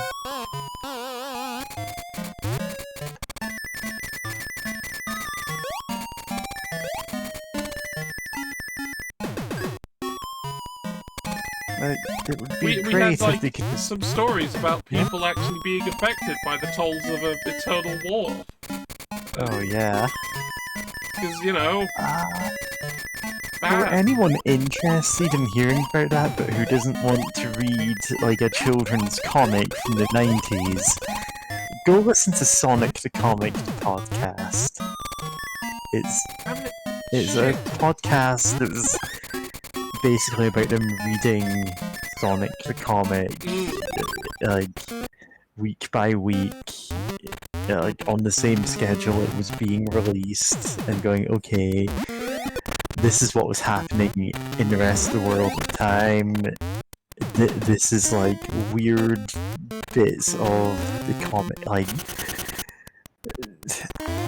every piece of Sonic media gets bizarre in some respect. Of course. This is no exception.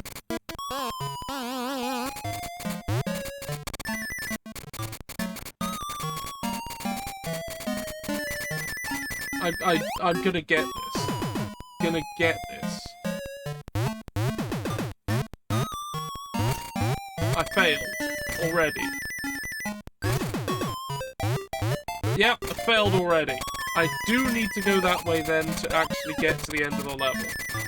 Oh yeah, Sonic the Comic had Super Sonic as, like, omnicidally evil. Yeah. It had quite a few other things different, like, there's not just one Metal Sonic, well, there is initially, but one of them goes rogue and basically builds an army of other Metal Sonics called the Brotherhood of Metallics. They basically take over the Miracle Planet, which is from one of the... That was from Sonic CD, I Sonic think. CD? Yeah. And they rebuild it into a giant, like, Metal Sonic head to show their power, and it's like people elsewhere on the planet must be looking up and going, huh, why is Sonic's head up there?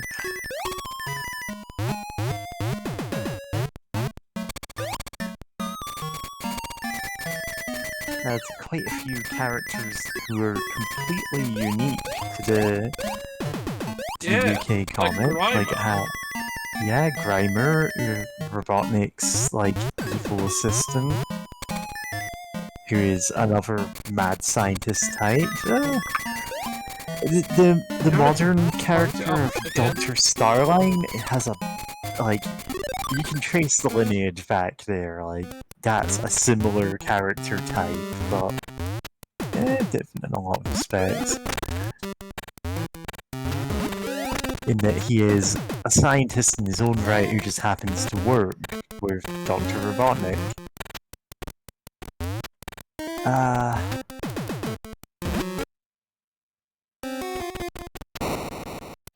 There's Porker Lewis and Johnny Lightfoot who are UK exclusive characters basically. A pig and a rabbit who are, you know, part of freedom fighters and have their own stuff going on. Yeah. And Amy's thing, because she didn't have the hammer gimmick yet, he just decided to give her like oh yeah, I think the kid scientist was Dr. Zachary. I might be mistaken on that front. Dr. Zachary Echidna.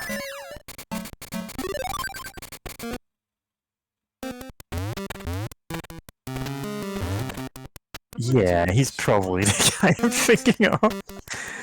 But like, Dr. Starline's a great character, like, oh, okay. And who's Kender's evil scientist echidna?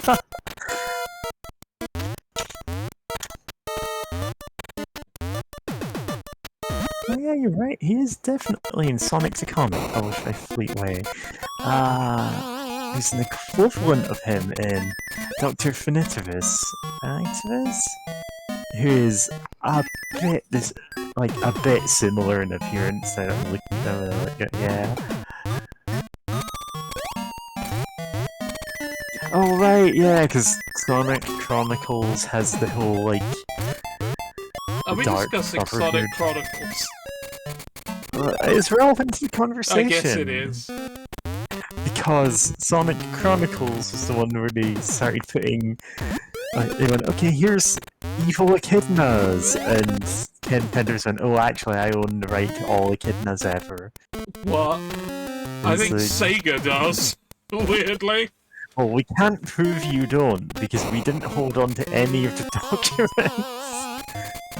In fairness, they lost their copies in a fire, and Ken Penders had no reason to ever show his half of them. Yeah. Because by default, he did own every character he worked on at the time, and he just went, you know what, this is too much of a headache, okay, take them. What are you gonna do with them? Yeah, have fun. Is that why we didn't get the second one? Yeah, that's part of why we didn't get a sequel. That and the game wasn't that good. Oh yeah, but things could have been done there. Yeah, listen, there's been exhaustive research into that Ken Penders lawsuit. There's a Tumblr called Thanks Ken Penders.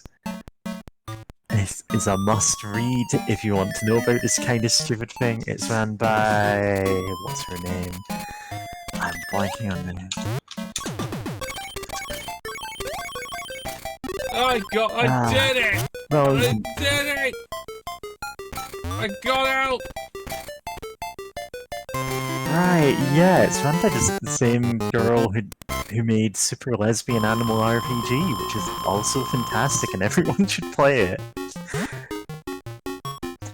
Yeah, that's why the Archie comics, they're soft reboot and basically just shoved all the original characters aside and went, okay, we're not allowed to use them anymore. And it's because they didn't want a repeat of that, any other creator turning around and going, actually, I own Knuckles. Yeah, that's woo.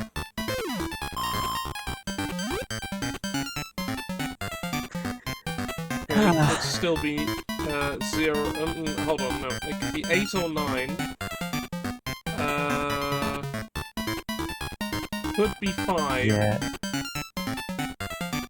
I would say just pick another one. And see what Oh, you get. oh no, it's okay, it's not. It's that 5 still or could. 9. It's 5. Yeah. Actually, no, it could be 4 as well. Yeah, in fairness, the IDW reboot was really solid for Oh, quite some thanks. time. Thanks, game. Ah, that's 4. Really? It could be 9. Could be an 8. God, I don't even know anymore. That doesn't help. Yeah, the IDW. There we go. Yeah, that's 4. The Thanks.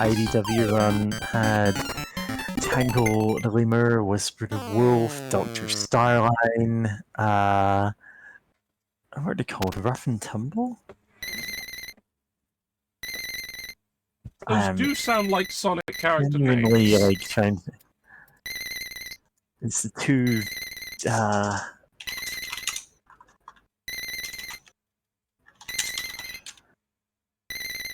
yeah.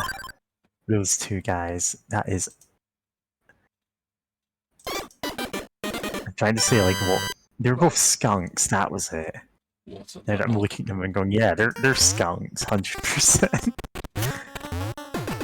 They're pretty fun. In fact, there's a ton of really great characters introduced in that are semi-canonical to the games. They appear in, like, spin-off stuff, and it's good.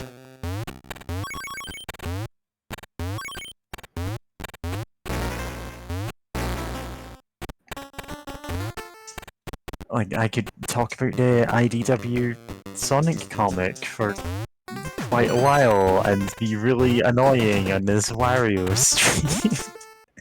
I mean, we're just talking bullshit. Yeah, we're just vibing. Like, it's fine.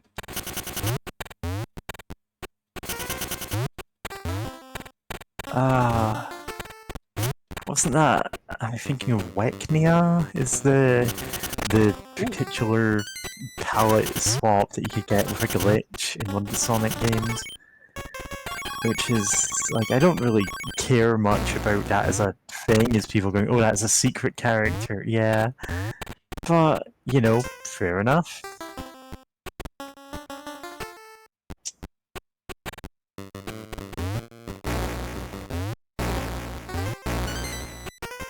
Dr. Starline, of course. Yeah, it's because it's a line of asterisks for his name. Which could also just be someone swearing. Ah, so he could just be Dr. Fuck. Oh god, we can't stop. Nah. You can't leave me an opening like that and expect that I won't do it.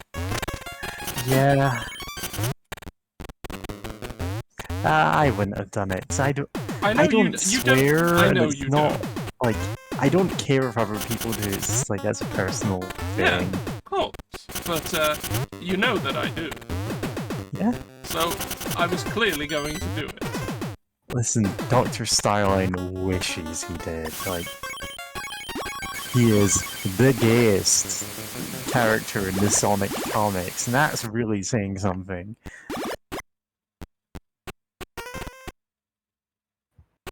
Ah!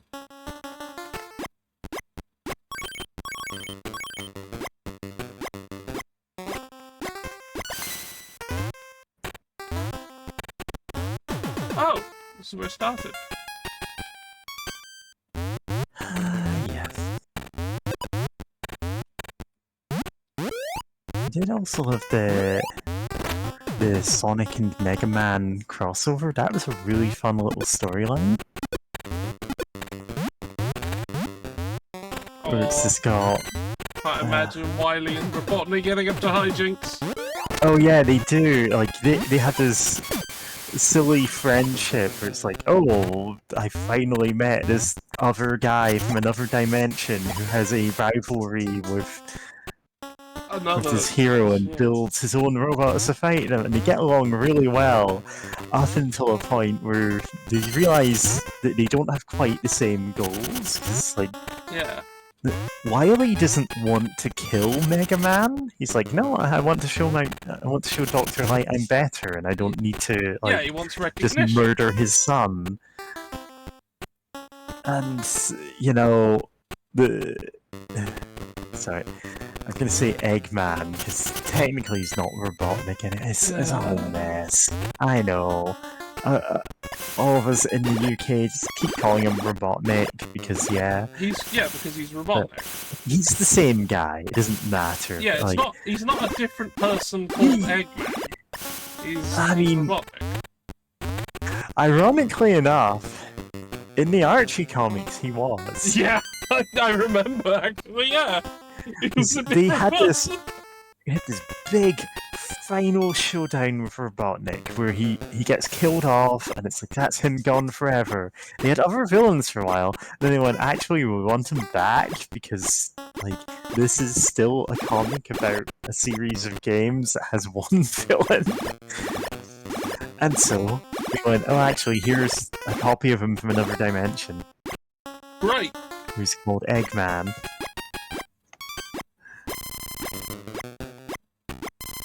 And so both of them are technically different people. Oh yeah, that run of Mega Man was fantastic. Wow. Like That was going a bit. everything up to the crossover, great. The second crossover with like dozens of other characters who I don't care about, whatever. I think they were like Street Fighter characters. I can't remember a thing that happened in that one. Well, you got one property, Capcom. Might as well have them all. Why not? Yeah, they did Capcom kind does of that do all that. the time, so.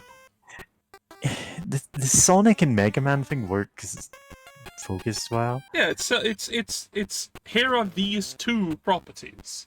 Let's mix them and have fun with the characters interacting and give time for those characters to interact. Yeah, and so you got a lot of like characters interacting between the two franchises, and it's like, oh, of course they'd be like that. Yeah, this is really cool to see them interacting. And isn't then that the like Mega the crossover. whole point of a crossover?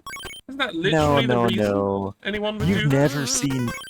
So I write fan fiction. This Yeah. is a known thing. Like, don't act like it's a surprise. But the thing about fan fiction is there are some people who write fics that are crossovers with more franchises than there are words per chapter, basically. Mm. It's like you scroll down through the list of fics and you see one that's technically a crossover of 50 different things. Oh. And you see the chapters are like not very long, they're only a couple of paragraphs for some reason, because that's how these people write. And every time they update, they're at the top of the list of every fandom that they're in. That sucks. It's like, great. And Is this for some literally reason, just to boost their... I don't know, it could be. It could be a Is this just a big search con? engine optimization thing, but it does tend to just be hundreds of characters from different shows, each showing up to say one line and never showing up again. Oh And yeah, otherwise it's- it would be false advertising, wouldn't it? Yeah. And the thing is, like, sometimes you're just, oh, the writer is literally 12 and this is the first time you've written fiction. In which case, fair. It's like, okay, you learn. fair. But there are people who know better and still do this, and there are people Yeah. who... The thing that people put in most tags right now is My Hero Academia, specifically crossovers, where for some reason the main character from that is a harem of like dozens of girls from other franchises. It's What? like, okay, why? I mean, there's plenty right there. I'm in a fanfiction writing Discord, and like someone complained about that, and I went, "Oh yeah, we've got that in my fandom too." And it turns out it's not even the same person doing this; it's two multiple. different things. Like, It's multiple people saying the terrible idea. Jesus Christ. Like, I can see these, like, giant tag messes could happen if someone's, like, writing an anthology series or something. And then... Yeah, and in that case, please, for the love of God, split them into different stories and link them. Yeah, Alvaro, I know. It's insane. Yeah, he's a 14-year-old who acts like he is a 14-year-old because he's a 14-year-old. Like, you can put fics in a collection and say, oh, these are all related to my multiversal crossover, without having 400 named characters in the tag. Yeah, you could avoid that. You could just not do that. You don't have to do that. Yeah. And it's just like mildly annoying because I just end up muting the people who do that so I don't have to ever see their face. And the thing is, that's not new. That used to happen all the time back in the days of like Naruto or Harry Potter, or even before that, Ranma. But because you had fanfiction.net, and that was about it as far as like central repositories went, people would just dump their mega crossover fics on their own like GeoCities sites kind of thing. Yeah, I mean, just put it in their own place. It's like, yeah, here's my web thing about Ranma half fanfiction. This is the 90s, like, that's what we do.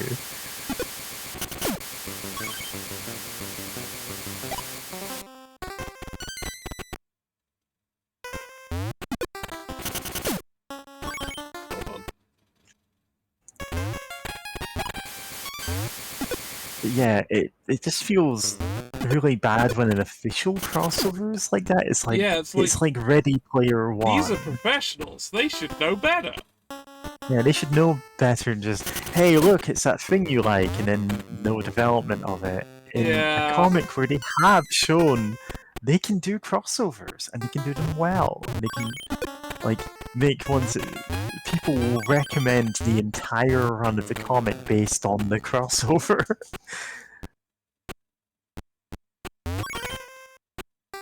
Like, straight up just seeing the characters from... I suppose at the time, was that Archie Sonic and Archie Mega Man? They both kind of became IDW. The thing? I don't even know. But, like, that is a story arc which people will recommend you read the entire thing just to get context for. And it's, like, it's good. Like, it's a good Mega Man comic. It's a good Sonic comic. There's justice to all the characters in it. Oops. I think I actually needed that one to be there. Back to the beginning. Yeah, both were Archie at the time. I never keep up with who owns what media property, you know? Also, it sometimes gets incredibly complicated. Sometimes it does, yeah, because, like, who knows who owns all of the Marvel properties? Because it's like, Sony own bits of them, and... yeah. Disney owns some of them. The thing is, I don't want one company to own everything and make crossovers of everything, because that will just be terrible. Yeah, like... That is a thing people say, oh, it'd be great, we can have crossovers between all of these things. Like, no, you don't want that. Damn it! Boring. Shit!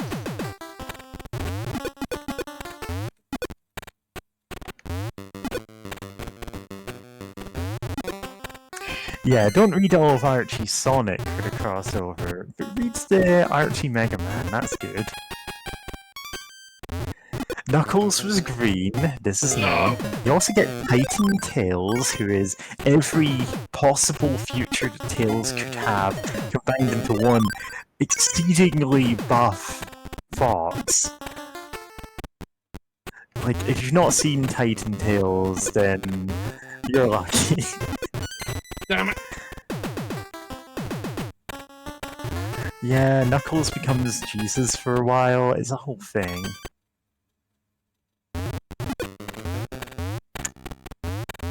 The thing is, Ken Penders, like, again, this has been litigated countless times. People could give you more in-depth details than I can, just offhand. But Penders kind of wrote the Knuckles comics in the tradition of, like, the great, like, cosmic scope stories that you'd see in superhero comics of some kind. Like, he was writing the Archie Sonic as if it's, like, a superhero comic, basically. And so it's convoluted as hell.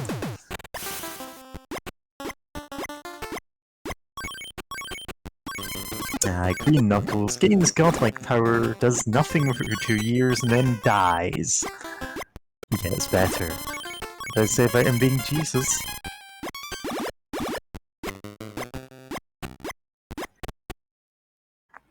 Again, read Thanks Ken Penders on Tumblr. You won't regret it, or maybe you will regret it, because there are some things that can't be unlearned.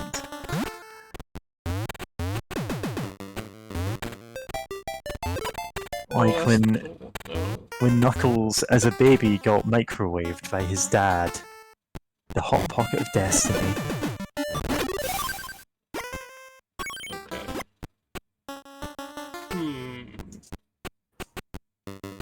Hot Pocket of Death.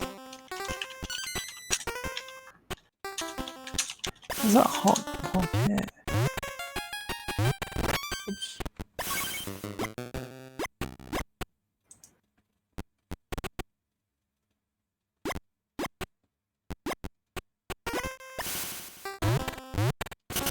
Oops. I just keep murdering. I just need to be less good at murder.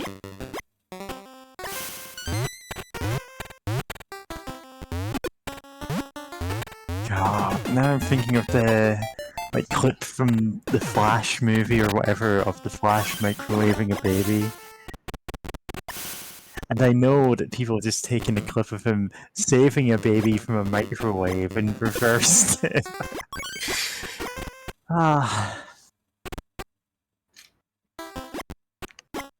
Well, you know, whatever. I mean, Ezra Bridger is allegedly a horrible shit. So, yeah. You know, whatever. Yeah.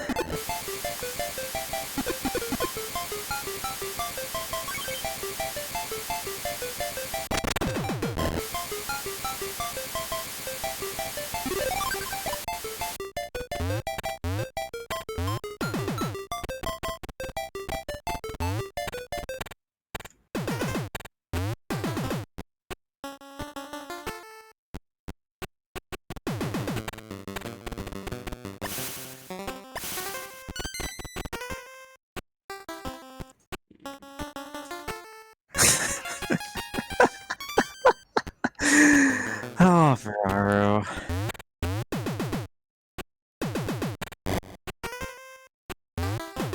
Yeah, he was just wearing the Flash suit while he was microwaving a baby for real. Well, I wanted to leave here. You killed Mozilla Firefox.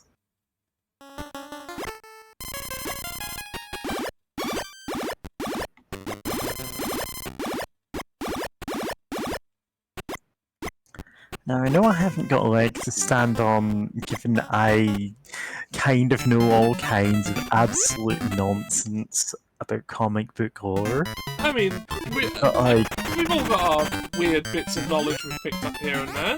Yeah. But there are some comic book fans who will watch any movie regardless of quality. True. It's like, but I have to see all of the 20-part lead up to The Avengers, The Beginning, The Awakening, Part 5. Really do. It's so important. Got an hourglass. Yeah.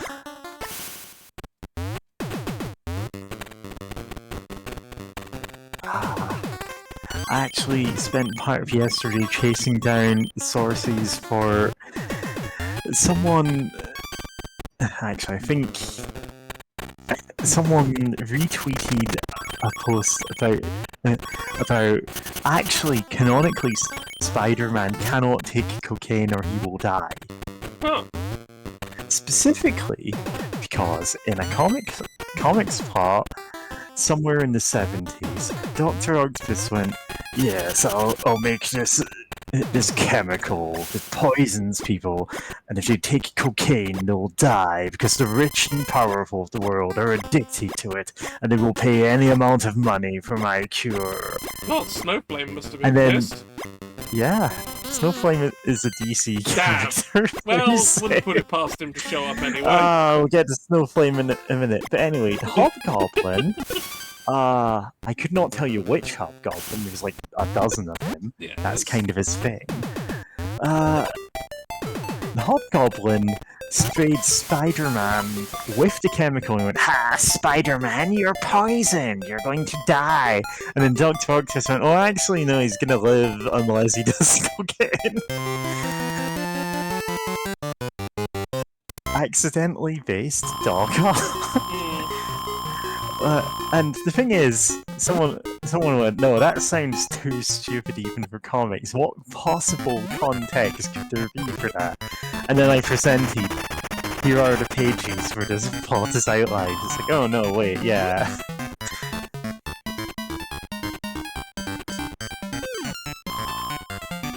Because once you know what characters are involved in it, it's easy to like cross-reference and go, oh, okay, they teamed up in Return of the Sinister Six, and that was where he had this plot to poison the rich and powerful of the world, so...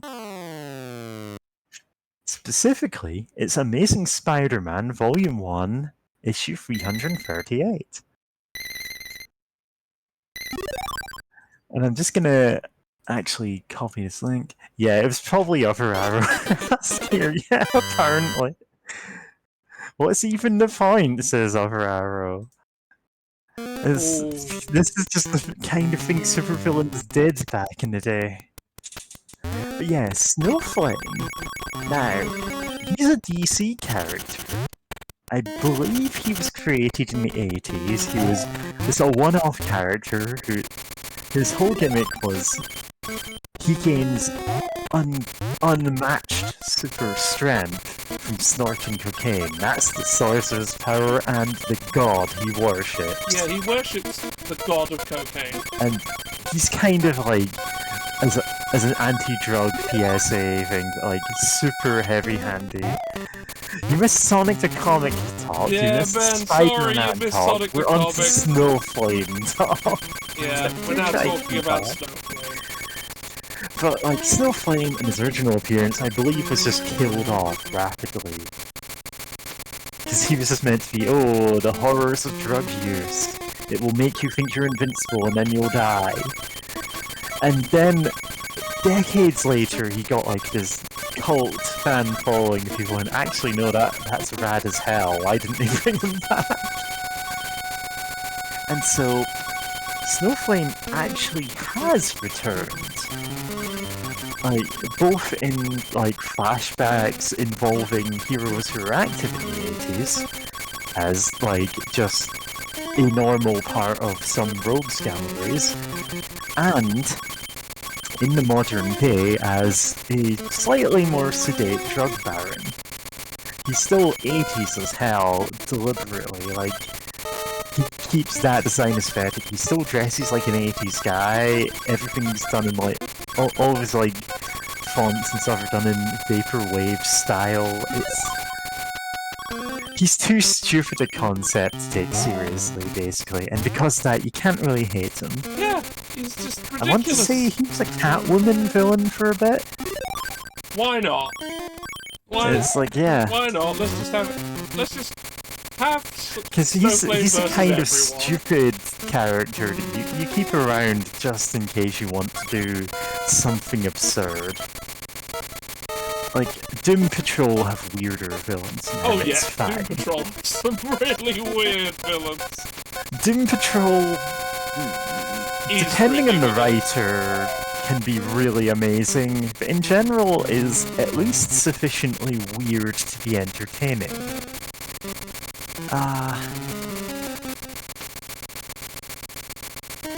I'm actually trying to keep up with the current run, Unstoppable Doom Patrol, I think? Yeah, Unstoppable Doom Patrol. Which is pretty good. As well as the live action series being good. Unfortunately, the live action series might never get an actual conclusion because it kind of suffered from COVID making it impossible to film at points, and from, you know, writer's strike at the moment.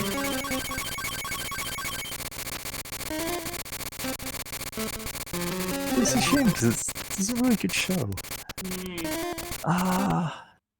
What was I saying? Honestly, part of the reason I did this stupid deep dive in Spider-Man lore and read, like, the comics that I had missed in the intervening 20 years since One More Day. That would be a reason you'd leave it. Yeah, that'd be a reason to leave it. Part of it was because I just idly went, oh yeah, I remember this stupid, like, absolute fail girl villain called the White Rabbit, who people have joked about, oh, that's just you, that's just your persona. And if you look at her, you go, yeah, that's just Mary. So... she, like... by the looks of it, some artists just liked her design enough to start putting her in crowd shots, and she gradually just started becoming a regular part of Spider-Man's Rogues Gallery. Like, she has no powers, aside from just a ton of money. She got into being a supervillain for fun, because she was kind of, like, kept isolated as a child, and she just went, you know what, now I've inherited all this money, I'm just gonna do what I want, and what I want is to just rob banks, dressed as a rabbit. And I'm like, yeah, Go. good for her. Good for her.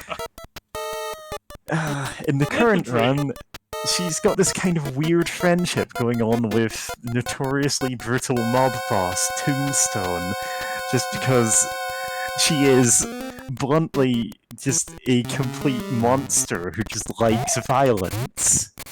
And despite having no powers, has stuck around a long time and has a reputation for being like she will absolutely mess you up if you give her the chance. Despite being technically like, what, a D-list villain at best.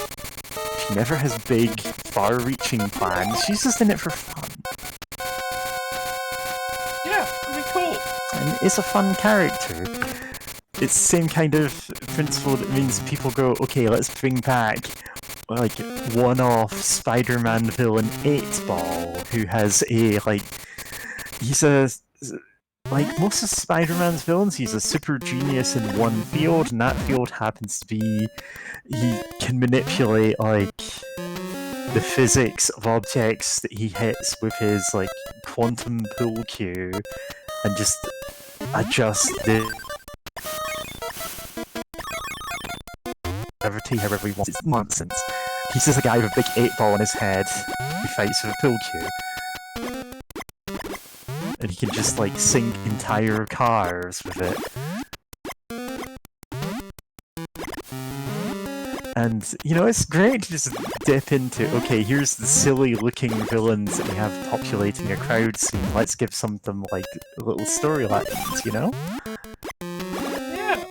He was actually a pretty prominent part of the current Moon Knight run, and that's actually a really good, like, I didn't know much about Moon Knight before then, and I'm told that is the run that you go into if you want to start with him. I started watching, reading Moon Knight during the Warren Ellis run. Yeah. And, God, that was incredibly good, but it only lasted for 8 issues before they got... Oh, that's a shame. It was 8 issues of Warren Ellis doing Moon Knight, and it was really good. Yeah. And God, it really it really dug into the fact of Moon Knight being a protector of those who travel at night. Yeah. Just And that's a really went good right angle into to it. have, you know? Because when he's being written badly, he's a discount Batman. When he's being written well, he is, like, he's a hero with his own, like, weird mythology going on.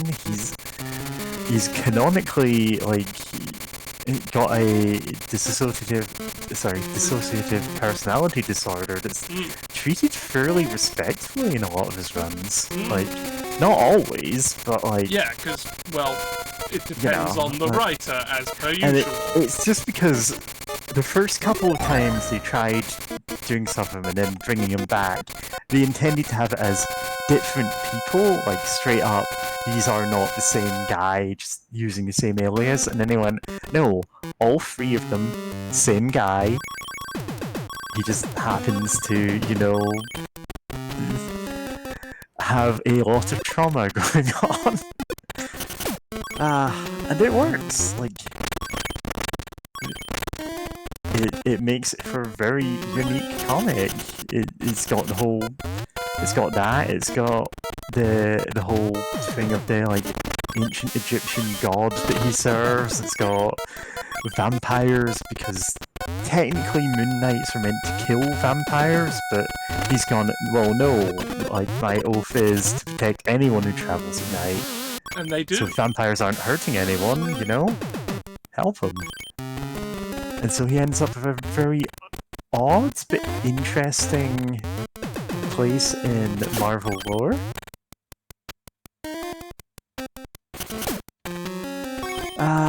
Man, we have bounced around topics so much. Yeah, sadly, he doesn't ever actually meet Dracula, and in this current run of it, he does, like, he gate crashes a gathering of all the most powerful vampires in the world, save for, of course, Dracula. He's busy at home, and it's like there's another plotline going on where Dracula is doing something, and so they never meet. Boo. It's like, you missed the perfect chance there, and I know why they did that, because they can't have Moon Knight, like, straight up trying to kill Dracula off. Because, you know, he would. He would definitely attempt that, and that would kind of derail any other plot they're going for, and they've got a lot of things going on in this that are, you know, more worthy of focus. Yeah. I do seriously hope they have the Dracula thing. Yeah. Poke's script says, I think Moon Knight and Dracula dislike each other because they don't synergize well on my Marvel Snap deck. Yeah, I see you posting about Marvel Snap a lot, Poke. Morbius and Moon Knight? Spicy. You know, I don't know if those two have ever met, but I'm like, yeah, I can see Well, they did. that They being a did. crossover Well, thing. they did in. And Morbius and Moon the Knight did live meet up. action No, they met movie? up in the recent Firaxis game, which is that one, which is yeah. incredibly good. And people should play it. It's Yeah, very, Fira has a lot of very good. deep cuts to Marvel lore. Yeah, there's a whole subplot throughout Midnight Suns with, like, Dracula doing some shit. Yeah. And Morbius is involved in that. Morbius. The thing is, He's treated pretty seriously, pretty fairly there, which is nice. Oh yeah, Morbius, like, we joke about Morbius a lot, but he's a character you can do stuff with. Yeah. Like, they explicitly in the game did stuff with the fact that he's a vampire created from science rather than magic. Yeah. He's a living vampire, so he doesn't have quite the same rules as the rest of them. And they kinda hate him. Like, all the other vampires are like, man, this guy sucks, let's kill him. Which is just fun. Like, if you're gonna have a character who's almost but not quite a vampire, sure, dude. Ah, over in the Kindle Dynamite Club, the stream I'm usually on with Dark Wizard James Mason, Kitty Cat Herder. I I kind of said at one point, okay, I don't know much Morbius lore, but I can, explain the basics of it, because I do know, like, more than most people who are memeing about the movie would know. And then I did this huge info dump, and I'm like, okay, maybe I know more about Morbius than I'm willing to admit. Because he was a pretty big character in the... Like, he was a character who had a reasonable amount of appearances in the 90s TV show, and a lot of Morbius fans say, yeah, that's when he was done his best. Oh, like in Spider-Man the Animated Series? Yeah. Yeah, he showed up quite a lot there. A lot of people showed up there, actually. Yeah. Like, the Punisher was in that. God, the Punisher! And explicitly, like, he pulls out a real gun to kill someone, gets told, hey Punisher, you can't murder people, we're gonna stop you. Yeah.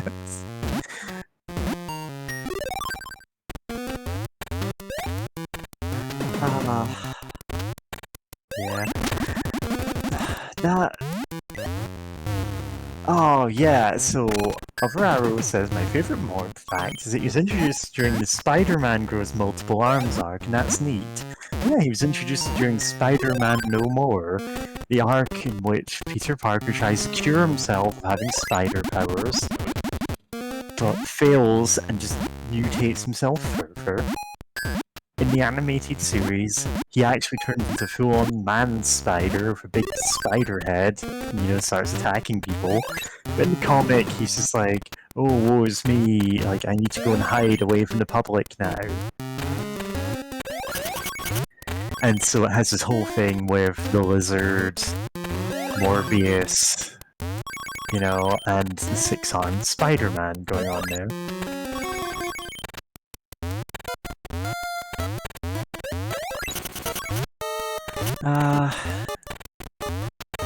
Like, the fact that always surprises people is Morbius was always his last name. Yeah, he's Michael Morbius. It's not like a supervillain alias or anything, it's just his name. He's Dr. Michael Morbius, a Nobel Prize winning researcher into some kind of blood diseases. Yeah, I don't know the term for that, but he's a doctor. He didn't actually ever collect his Nobel Prize in person, because in the day he was meant to, his blood disease was acting up, and he was so weak that lifting up his morning teacup shattered his hand. And he just went, oh, I can't do anything, and broke down crying, and then elected to cure himself, but became a vampire. That's kind of the character Morbius is, that he's this tragic genius kind of guy, as well as also being a living vampire. And sometimes he is genuinely a good guy, like, he's rarely counted as a superhero, but, like, when he's not constantly craving blood, he tries to help people. It's good. Good for him.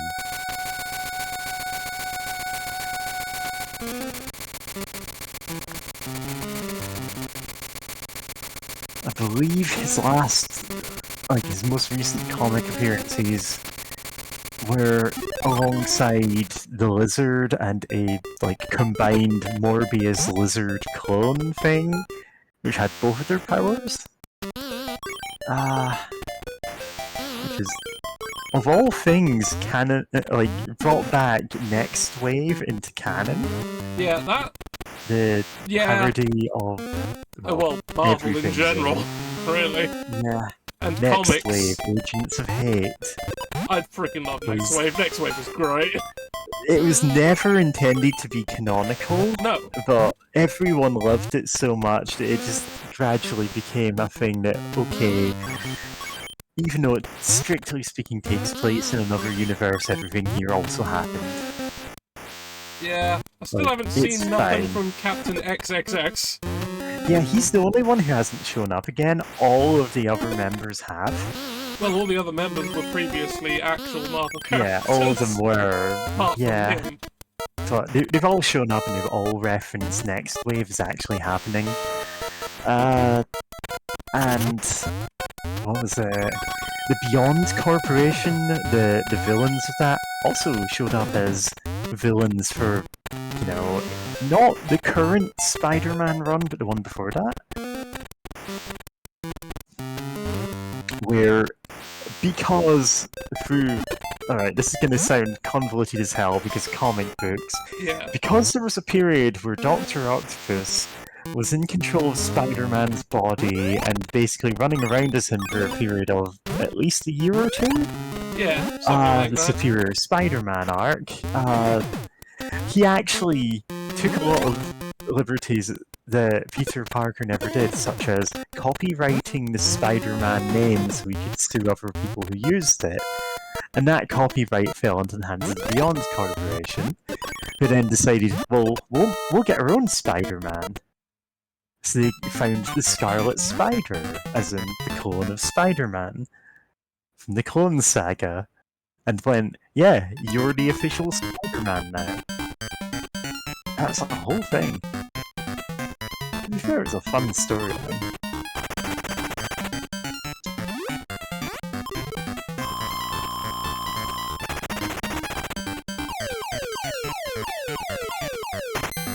I think I'm gonna go. I'm gonna go grab something to drink. Okay. I'm parched now. Have been going for 2.5 hours. Yeah, something like that. Oh, huh? Oh, a Metroid. Yeah, got a The Metroid. baby. Even more evidence that Wario is actually just Samus.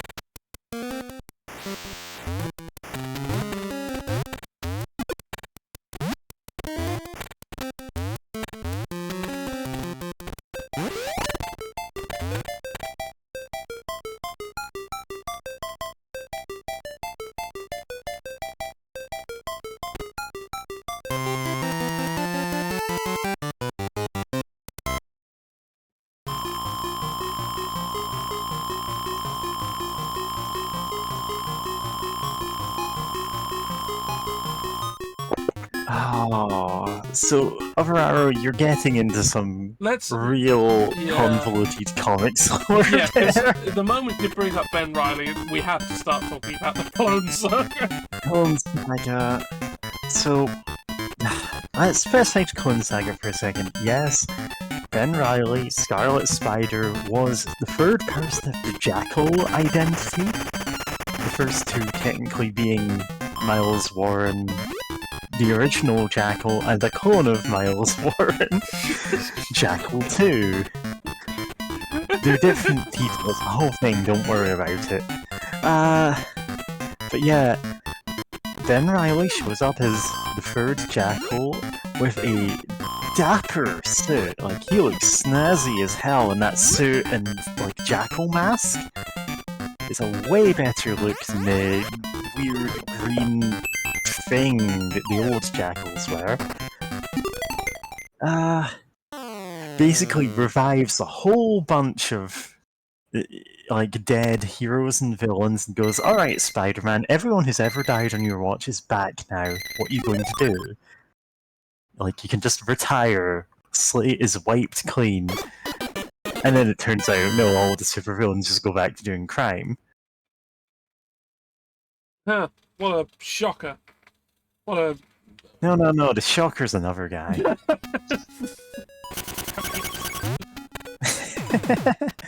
The Shocker. There's a really good Shocker storyline during the Superior Spider-Man stuff. Specifically, there's a there's a series called Superior Foes of Spider-Man, which is one iteration of the Sinister Six, but it's all the like lame villains that nobody cares about. So it's a Sinister Six led by the Boomerang, who is a villain who eventually all the other villains come to despise because he's not because of anything super evil that he's done, but just because he's kind of a tool. Ah, fair enough. But there's a really good take on the Shocker in that one, which is being a supervillain is his 9 to 5. Like, he never has vendettas against anyone, he doesn't have big plans. He robs a bank, he takes his cut, he goes home. He doesn't, like, go, oh, I'll get revenge on Spider-Man for beating me. He's just like, yeah, you got me. And just continues on. And that's, you know, it's nice to have that, like, that take on being a supervillain in that kind of comics. It's like, yeah, he's Spider-Man, he's not gonna rough you up too bad. Yeah, it's just the job, you know? The original Jackal, though, that goes weird places, Upper Arrow. He was kind of introduced because he killed off the Green Goblin, and they were frantically searching for some other villain who would have the same cultural cachet as him. They tried doing that with the Hobgoblin. Tried doing it with a couple of other villains. The Jackal stuck around for a fair bit because of the Clone Saga, and Venom stuck around just because everyone loves Venom. Yeah, and they've done a lot with Venom since then. Yeah. To be fair, they may have done too much with It's Venom true. at that point. Like, he was in more comics than Wolverine in some years. And that is wild, because he's Wolverine, he's in everything. Yeah. He's on every team.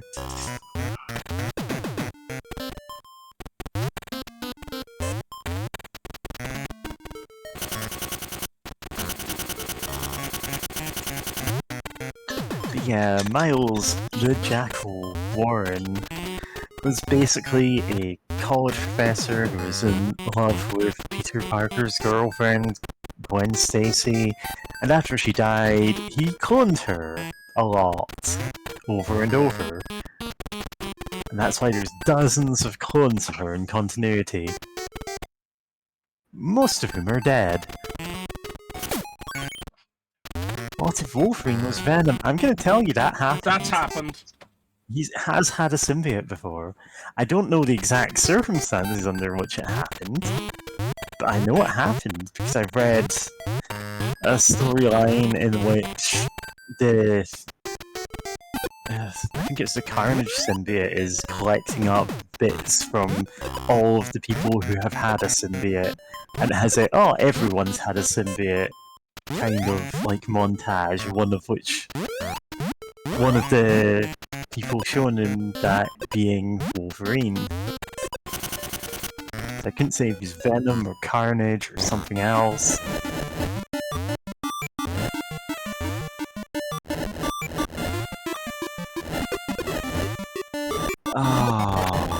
Punisher was introduced as a Spider-Man villain in OG Clone Saga, hired by the Jackal to kill Spider-Man. It's like, yeah, that sounds about right.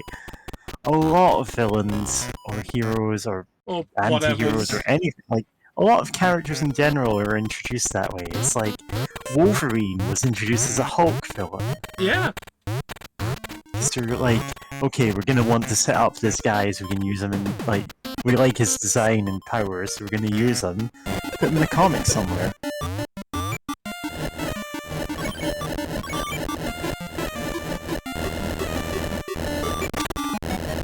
I want to say Kingpin was originally a Spider-Man villain before he became specifically the Daredevil villain that he's mostly known as now. like, if you've seen the 90s Spider-Man cartoon, you probably associate Kingpin with Spider-Man. Yeah. If you haven't, you're gonna go, oh, that's the Daredevil villain. Yeah. And to be fair, like, he's antagonized both of them. His presence in the city, like, does kind of have a lot of impact on Spider-Man's day-to-day life. Like, the current Spider-Man story is about the power vacuum left after the Kingpin got, exposed as being a... Well, okay, he was exposed already as being an ultra-corrupt mayor, and nobody wanted to do anything about it, but the fact was, he was still the mayor of New York City for quite some time.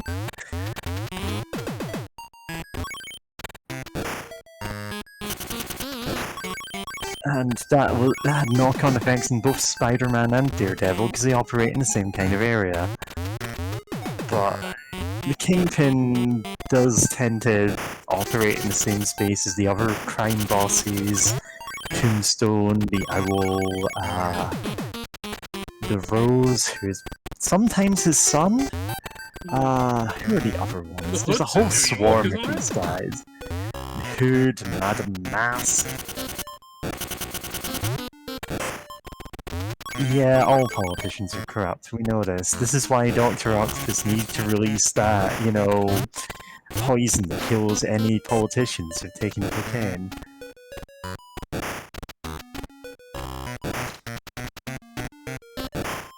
Yeah.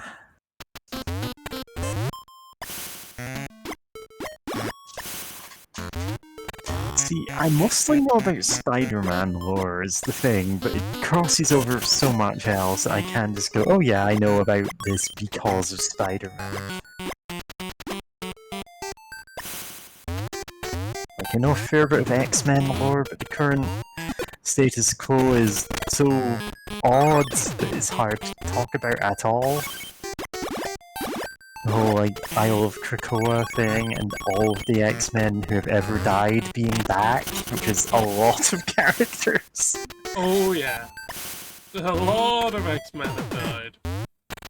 Yeah. In fact, every mutant who ever died comes back. There's Even so many of villains, them. even like Apocalypse, even Mr. Sinister, and they're all like kind of having a truce now.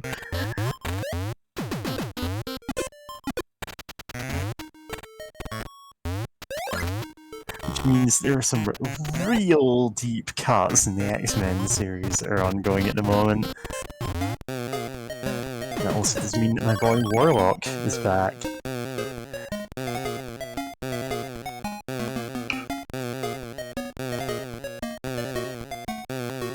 The New Mutants. Warlock is a character who I actually first knew from the 90s X-Men cartoon. He only gets one episode, but he's a hell of a character and makes a huge impression. He's a techno-organic alien. He came to Earth mostly to escape another techno-organic alien who was going to absorb him. He immediately assumed that fridges were the dominant life on Earth because he had no concept of organic life. Or at least sentient organic life. He's like, these are full of food and all in secure structures, therefore they must be the dominant life form. He's a giant weirdo and he's great. Oh. Yeah, so Other Arrows bringing up a thing. I'm sorry this has become a comics lore podcast. It's I'm just what's so sorry. Listen, if you catch me on any day when I haven't slept much, which is pretty much any day, and ask me about comics lore, I will not shut up. Hey, it's what's happened. It's what we're going with. Yeah. I did that whole info dump on the Brothers Grimm at one point. And they're a whole thing nobody cares about. So yeah, Other Arrow says the X-Men status quo is probably suffering from the period where Marvel tried to downplay them in favor of the Inhumans, since they don't actually own the rights to the X-Men anymore. Then when, oh okay, all the mutants are back, they're all revived now, and it's overcompensating, and it kind of is. Nobody cared about the Inhumans. Nobody. But they did try to push them because they didn't have the movie rights to the Yeah. X-Men. So they tried to push them quite hard, both in the MCU and in the comics themselves. Yeah, and it's just, I do not know a single person who cares about the Inhumans aside from specifically Miss Marvel, who's now been retconned to be a mutant.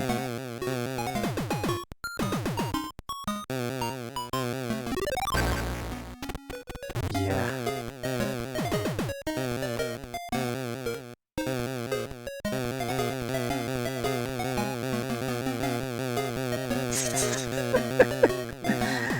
Yeah.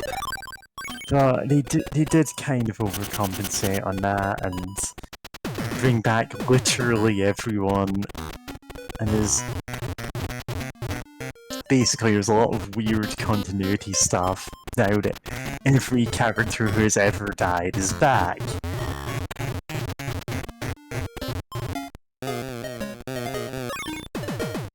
Because generally when that happens, you start killing them off again. Yeah.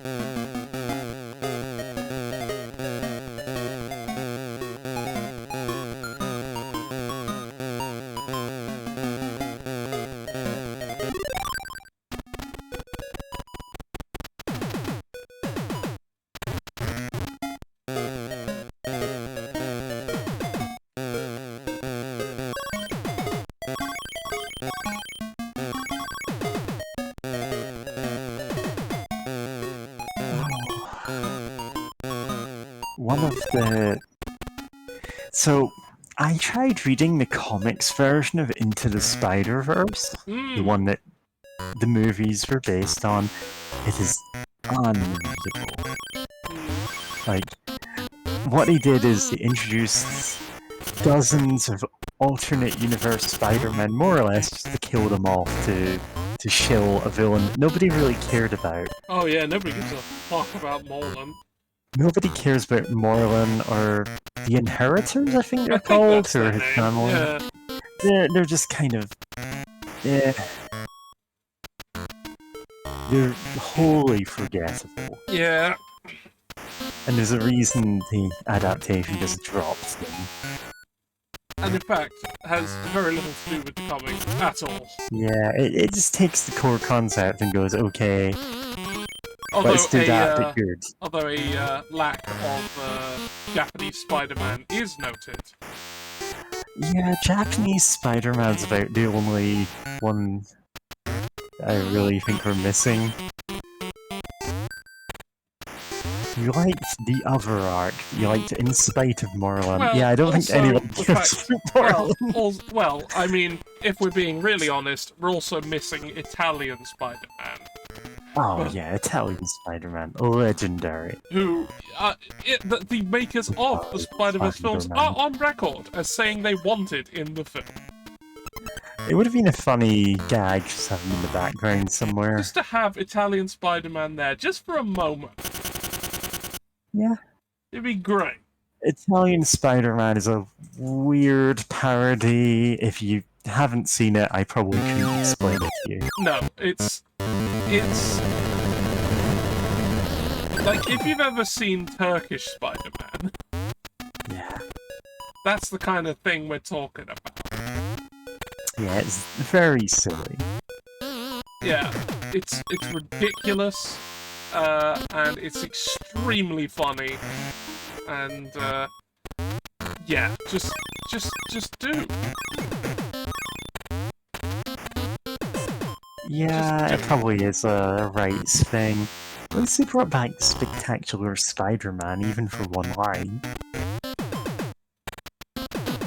Oh, I'm in the wrong place.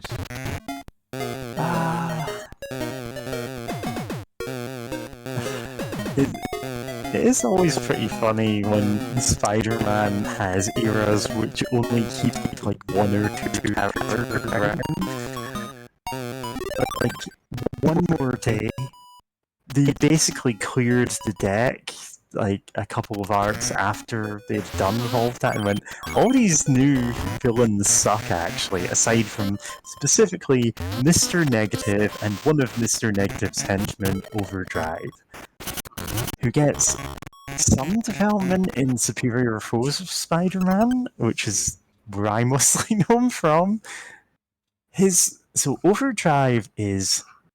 he's a superpowered getaway driver. His power is, if he's in a vehicle, he can turn it into the best version of that vehicle.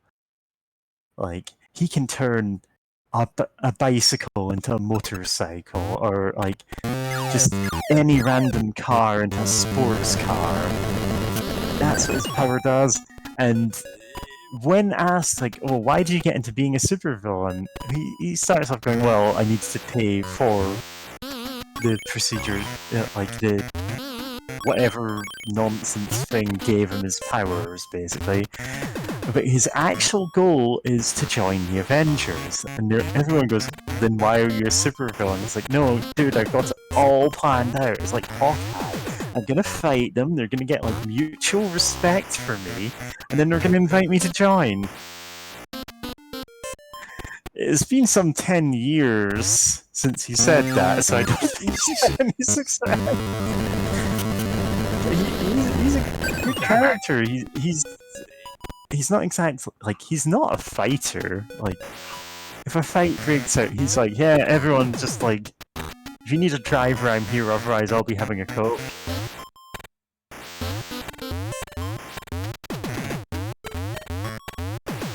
At one point he steals the big wheel. Like the giant Ferris wheel contraption that the supervillain of the same name drove around, and it was kind of lame. Yeah, sliding scales, I know, it's... there's all kinds of things, like, technically the last 20 years or so of Spider-Man continuity takes place across, like, 2 years total. Time has passed, but not much of it. I'm just gonna be vague about it, because why would they give a definite timescale on that? That would mean you have to retire him eventually. Oh my god, JC, a bomb. Bomb! Ah! I guess it's not a bomb. It's spiky.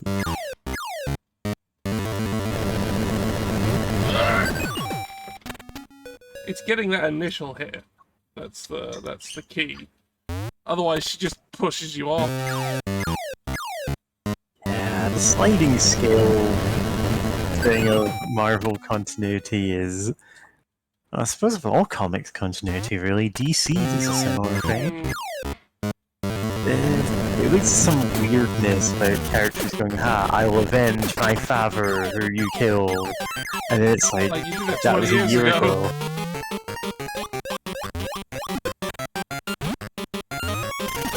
Oh, it is a bomb. Yeah. It's got the plunger on top. Need to toss it up. Okay, I need to jump and toss it up, I guess? Yep. Oh! Wasn't expecting that. Oh yeah, it's a necessity, because they're never going to let, like, you don't let the golden goose die of old age. I mean, of course, there is always the exception. Hellblazer. Yeah. That was Constantine aged in real time, and then he died. Nobody else did.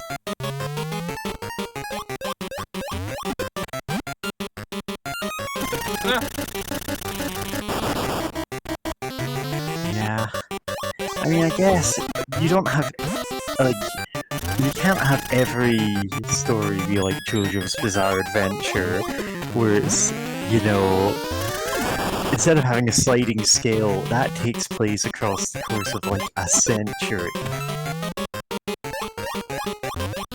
It's a family of characters, and every arc it just moves on to the next generation, basically. Well, not quite next generation, but a few years down the line.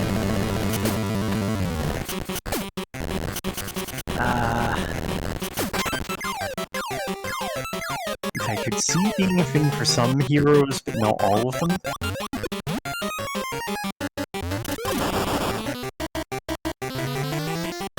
Every so often they try to do like, oh, here's Spider-Man's sidekick who's going to take over from him. And I'm glad they didn't really take that approach of Miles Morales. They just went, no, he's just a Spider-Man.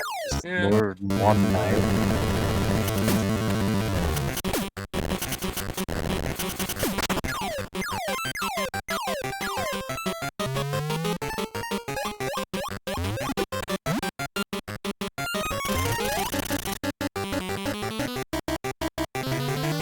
Now I'm just remembering that whole mess with Ultimate Marvel and what Mysterio was up to in that. Oh, Ultimate Marvel. Because, as I recall, Ultimate Marvel Mysterio was actually Prime Universe Mysterio, who'd gotten there through some method. Mysterio from the 616 timeline, which is Marvel's Prime Universe. Yeah. I don't know any of the other numbers, that's the only one I know. They've all got them. They all have them, I just don't care. Yeah, who cares? Oh! Actually, memorizing them is the domain of people who are even nerdier than I am. The Wheel of Suffering has been redeemed.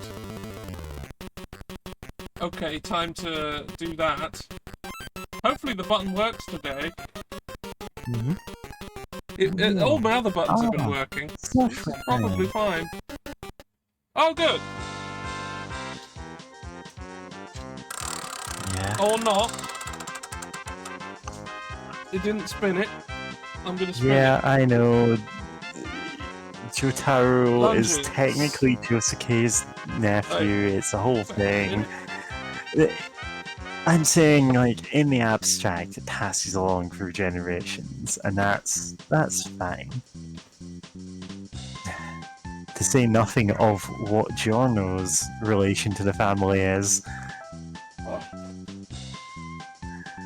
But, like, broadly speaking, you don't really tend to see that kind of thing in, like, Western comics, really.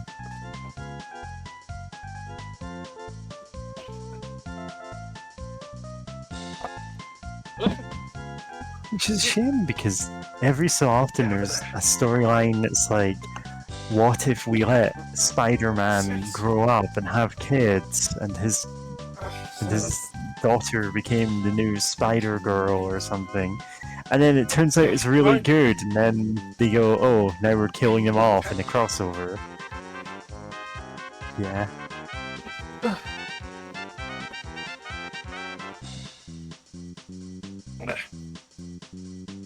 Because Into the Spider-Verse had Peter B. Parker as the, like, older Spider-Man, and it's like, wow, this is a really great mentor character. Ah, yeah, Blue Beetle is a legacy character. There's not many of them, and I get why it's not more of a thing. But it's, you know...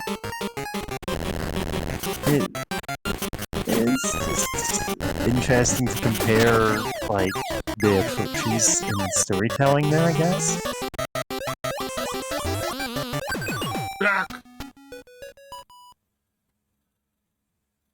Because the whole sliding timeline is... like, that's kind of banking on, oh, people want to read stories about the same person as Spider-Man forever. And it's like, no, you can have other characters take up the name. Anyone can be Spider-Man. Yeah, wasn't that, like, the point? That's the point of Into the Spider-Verse. That is the message of the movie. And I know some people who've never read the comics are just like, yeah, Miles Morales, he's Spider-Man, isn't he? And forgetting that Peter Parker exists. Which is the funniest possible outcome.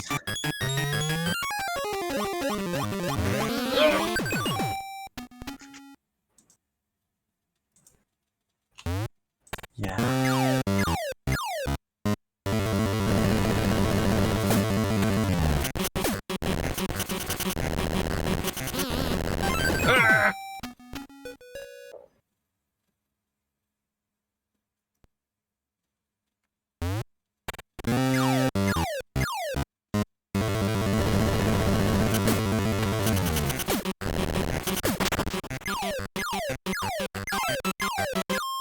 save now.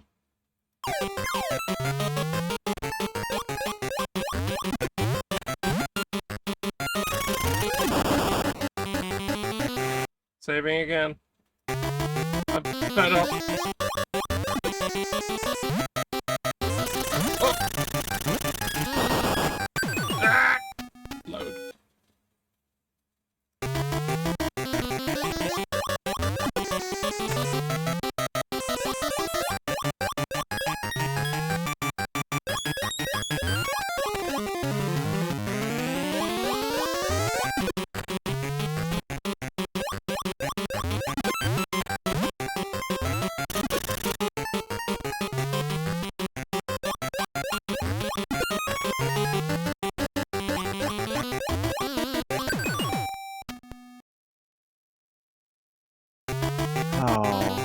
This is hell. Folks didn't even like Ben Riley being Spider-Man. This is after he said Ben was the original Peter at the time and changed their minds because it's the Clone Saga. Yeah. The whole The Clone mess. Saga flip-flopped on everything. They stalled out for literally years because they had no idea how to end it. And they didn't want to end it because they were making money. So much money selling new, glossy, like, variant cover editions of the exciting new installment in the Clone Saga. And people just got frustrated and bored. And just at the end they said, you know what, the Green Goblin did it. Sure. And everyone just went, okay, fine. It's done. We're over. It doesn't make we a don't have lick to deal of with it anymore. sense. Nobody cared at that point.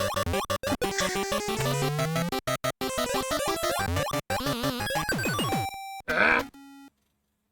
God, I'd be wasting so much time if I wasn't save stating on this totally legit Game Boy. Yeah. Always playing the original hardware. Except it's, you know, ethically okay to pirate from Nintendo. It is always morally okay to pirate video games. Okay, I'll definitely need to save state after I get the second hit. Like right now.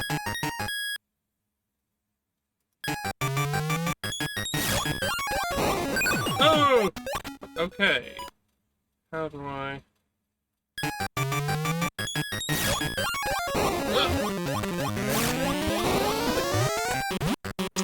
In fairness, Doc Ock didn't come back because of clone shenanigans, he came back because he was resurrected in a magic ritual. Yay, magic! Magic! Which, honestly, I'm okay with the fact that magic is a thing in the Marvel Universe. And Yes, they do it's you know, it's fine. fine. Like, again, I can't complain about it. I can have very interesting things done with it. But it does sound somewhat lazy, resurrected by magic ritual. Yeah, in fairness, like, it happens sometimes, it's fine. It's not like it derailed characters, like, conceptually. I think this is just free. It might not be. It could be 8. No, it could be 3. It could not be 8. Oh no, it could be... No, it can't be anything else. It has to be that. In fairness... Oh wait, no, like, it could be 9. It could be if 9. people despise magic being in Spider-Man, they specifically hate Mephisto in One More Day. It's Yes! free, George. It could be 9! It Oh, no. couldn't be 9. Oh yeah. You're right. That one in the top left was revealed ages ago. Alright, I'm dumb, okay? It's midnight and I'm dumb. It's midnight. Yeah, you'd specifically be thinking of Mephisto in that one storyline if you're saying, oh, magic in Spider-Man is always bad. It's fine. Although that was kind of clearing of the deck thing with Dr. Octopus, because that magic ritual took Stunner off the board. She was kind of like a Doc Ock adjacent character. She only fairly recently came back. She showed up some 20 years after that in Superior Spider-Man. her whole thing was like holograms and VR, except in the sense that she was like a hard light hologram with super strength being remotely controlled by someone else. But they basically retired her as a character there. They renamed the lady. They renamed the current Doctor Octopus the Lady Octopus, which is still the status quo, decades on. And it's fine. She like works as her own semi-related character. The spider totem stuff, though, like that. Spider totem can conceptually be cool, but Yeah, like bringing in like the mystical like implications of like spider spirits and things. That's interesting. You play around a bit with other animal totems existing, like the Green Goblin technically has an animal totem that he rejected. Like he's meant to be like a tiger-themed superhuman of some kind, but he rejected it in his mystical training to get his goblin powers back. It's honestly, yeah, the spider totem as an aspect of anyone can be Spider-Man. Great. It doesn't always work in practice, because then you get nonsense like the Inheritors, but hey. And you get Silk, who, when introduced, was universally despised. Yeah. And to be fair, she wasn't written well when she was being introduced. Yeah. I hear that there's a Silk, like, standalone type, standalone type, like, her own mini-series actually showed the character off well and made her likable. But in the main run of comics, she absolutely was not. She was very forced as a character introduction, I suppose. And she had all of Spider-Man's powers, but better, and also she's awesome, and she's the perfect girlfriend for Spider-Man. It's like, no, this is so forced. And that whole thing got Yeah, that. Hey, when they're near each other, Silk and Spider-Man want a bone. Yeah, constantly. It's like, okay.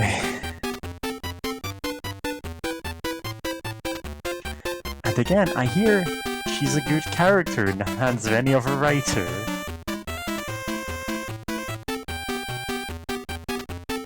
Like, you know, sometimes there are some really shit things about a character at the start when they're introduced.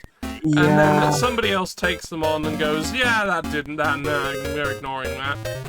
Yeah, you get the, like, character doing something in the first appearance, and then the writer's going, well, I like most of the character, but this one thing has to go because it's nonsense. Yeah. Like, no one mentions, really, the fact that Squirrel Girl has hazelnut-themed tasting lips anymore. Because that's insane! And needs to stop, and is weird, and why do we know this? Yeah. Squirrel Girl, like, she mostly kept the powers she was introduced with, and it's fine. Any comic she appears in is very silly, so, you know. Yeah, like, I've got a copy of the complete run of Unbeatable Squirrel Girl right here.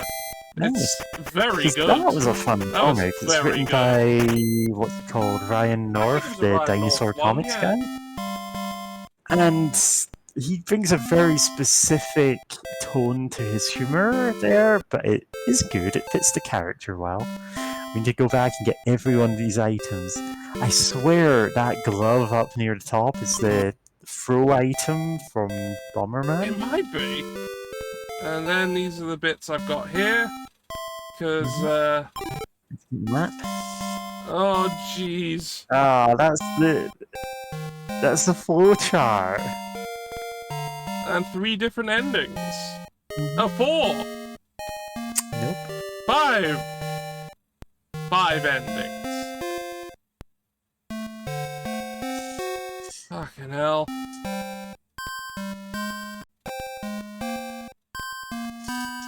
Honestly, it's her actual like introduction in an Iron Man comic was a one-off thing. It was so and then they brought not her great, back, and, but yeah, you know, people give it like people go, yeah, this is fine because it was Jack Kirby, and yeah, it's Jack Kirby, so of course it has that going for it, and it kind of occupies this position in canon where like, this fight between Squirrel Girl and Doctor Doom absolutely happened. Like, this is a core part yeah, of her as a character. Absolutely, definitely happened, and Doctor Doom definitely remembers it.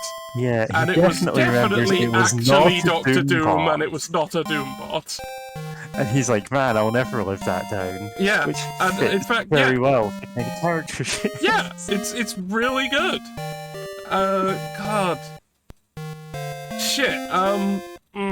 Yeah, I made jokes at the time, like when like Endgame was coming out, the film. People were like, "Oh yeah, what do you want to see in the big Marvel movie?" And I put a panel from Unbeatable Squirrel Girl up on a Twitter post, where she's talking to Galactus about how much of a complete asshole Thanos is. Just like, yeah. It kind of is. And the Galactus literally calls Thanos a tool. He's one of the villains I don't care about. Like, once you get to a certain level of, like, oh no, the entire universe is at stake against this cosmic level villain, I kind of don't care most of the time. Even worse when it's not just the universe, but the multiverse is in danger, and I'm like, most of the time I don't care. That's just I kind of more... liked the... weirdly, I kind of liked Secret Wars. Because all universes were colliding, and like Doctor Doom was like, "Fuck this," and managed to preserve something left of the entire universe. Yeah. And nobody else did. It was Doom who did, and that's great. Love that. To be fair, like, Doctor Doom is de facto like the big villain of the Marvel world. Yeah. Like, he's got his own stuff going on, like maybe sympathetic sometimes, but he is also, like, you could throw him in as a big bad guy in any Marvel comic and it would make sense. Like, not necessarily on the, like, level of... Do I have to restart the console? Yeah? I think I have to restart the console. Not necessarily in the way that, like, that they could win against him or anything. Like, there's a Spider-Man comic where someone tries to assassinate Doctor Doom, and he basically turns around and goes, "Okay, I'm gonna rampage through the city until you find the guy who tried to shoot me, and there's pretty much nothing you can do to directly stop me because I'm Doctor Doom." It's true, he is And so Doctor it becomes Doom. like a race against time to find the person who's stupid enough to take a shot at Doctor Doom. I mean, fair. I mean, it is Doctor Doom. And it's like, that's the best Spider-Man can hope for there. In the same way that Spider-Man against the Juggernaut is always an uphill struggle. To the point that the iconic fight between them is, okay, I can't win, but I can stalemate forever, so... Oh, beautiful. Oh, you get to pick where to go. I Great. get a level select, and I can see the entire flowchart while I do it. Nice, that's good. That's a great convenience feature. That's really good. Did not expect that. Well, obviously I want to go this way. Oh, Like, clearly. yeah. I just want to get that That's bit. sharp. Let's go there. Yeah. Let's find the other exit. Let's at least get ourselves onto that path. So, it's... Whatever we find, it's in the first level. So presumably it's a secret exit to the first level. Yeah, there's a secret exit to the first level. Somewhere. So I get to see the first Yeah, level. you get to see the intro That's level, how- which is great, actually. Yeah. Overarrow says, I remember reading about Squirrel Girl beating up Thanos once and different writers retconning it back and forth, whether that was the real Thanos or a fake Thanos. Or a fake Thanos so convincing it could fool even the Watcher, and it's... The actual thing is, one of the writers specifically thought, oh, I think it devalues him as a character if he loses. He's too cool to No, lose it to doesn't. Squirrel Girl. It's like, No, it no. doesn't. The whole gag of Squirrel Girl is that she can be everyone. And so they basically just like shilled him by saying actually he can fool even the Watcher. And it's like, okay. I just don't care much for Thanos or Darkseid or anyone on that level. They're just nothing characters. Again, they can be done well. It can be done well. I'm looking just at you, usually I don't need it. DC Animated Universe, for doing Darkseid really quite well. But then again, Yeah, the but for DC the most Animated part- Universe did a lot of people quite well.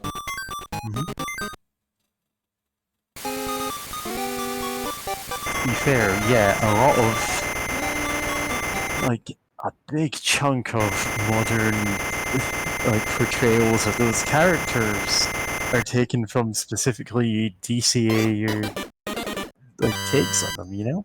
Mm. Like, Mr. Freeze would not exist as a character like he does now if not for that, is one of them. Harley Quinn, straight up, was from that continuity. Oh!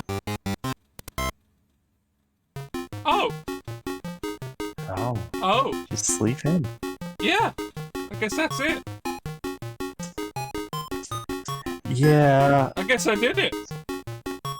comic Thanos is in love with death and trying to send like as many people to death as a present to her. Yeah, but you know And who also else? Deadpool Yeah, is Deadpool is in also love with courting death as well, isn't sending her a ton of extra work to do, so she Yeah. likes him more. Yeah, like, I remember there's... Okay, those of you who are lucky enough to actually have a copy of the Deadpool PC game, because you can't get it anymore, and You then can't get it anymore. you It's and gone then you forever. could for a bit, and then you couldn't again. And I missed it on both occasions. There's like a whole section, there's like a whole thing through that with like... I remember a cutscene specifically where he just has a ball dance with death, and it's great.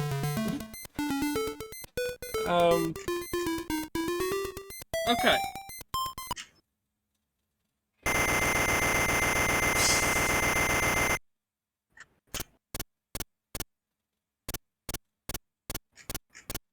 Yeah, at the exit of not doing anything at all and not exiting. Yeah. Because I scoured this level the first time I played it. So I was like, where on earth could anything be? I mean, to be fair, this is a funny way to ensure people don't end up on this path the first time they play. Yeah. Oh no! W. The thing that I did to Mario in Golden Coins has now happened to me! Except I don't have to collect any goddamn coins. I'm just doing this. We're just gonna kill them. Yeah, you don't need your 6 golden coins. Ah!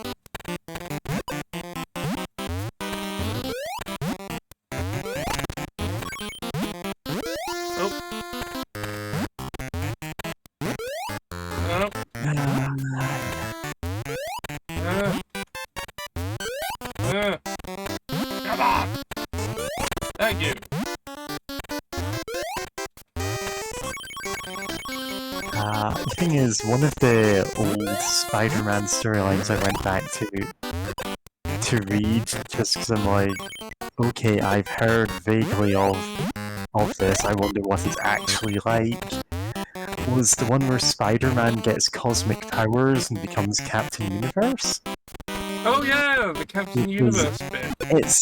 So that's in a crossover called Acts of Vengeance, which the basic premise is, like, Loki shows up and goes, "Hey everyone, if we all swapped the heroes that we're fighting, we'd catch them by surprise, because they know all of our usual tricks, but now we can just, like, blindside them by, like, having Magneto fight the Hulk or whatever." And it doesn't work out too well for the villains, mostly because they have Red Skull and Magneto in the same team. Oh, that's not gonna go well. Lining things up to literally bury Red Skull alive. Yeah, because, well, And yes. Red that Skull is actually is explicitly a the conclusion of it Nazi. So is an iconic scene where it's like, okay, I've kept my silence this whole time, but now that we're alone and we're in this bunker, you're not leaving here. Goodbye. Just seals it in. But the Captain Universe Spider-Man is actually a really fun storyline. It's Spider-Man goes up against not necessarily big names, like very powerful villains that he'd usually be outside the weight class of. Like, I did not have the slightest clue who Graviton was, but I just assumed, this is an Avengers villain, and he's got, like, Magneto-esque powers, but for gravity. yeah, He fights Magneto, who sees Spider-Man with the, like, cosmic powers and goes, has he awoken to a mutation late in life? Is that what's going on here? Like, Doctor Doom shows up, it's all these big names. It's also some hilariously lame ones, like the Trapster and the Brothers Grimm, who I will endlessly make fun of. fair enough. So the Brothers Grimm are... basically their backstory is they're Spider-Woman villains. They're a couple of guys who used to... Like, they're a couple of brothers who used to run adult theaters in New York. They found mystical, like, power suits left behind by the original Brother Grimm, a lame and forgettable magic-based villain. And basically their thing is prestidigitation. They can do magic tricks, basically.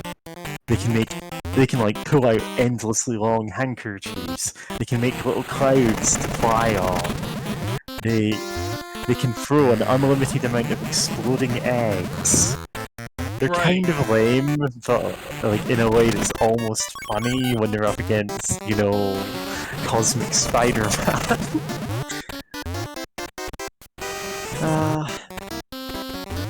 There are a pair of characters who have basically nothing going for them, and just mainly appear as cannon fodder villains. At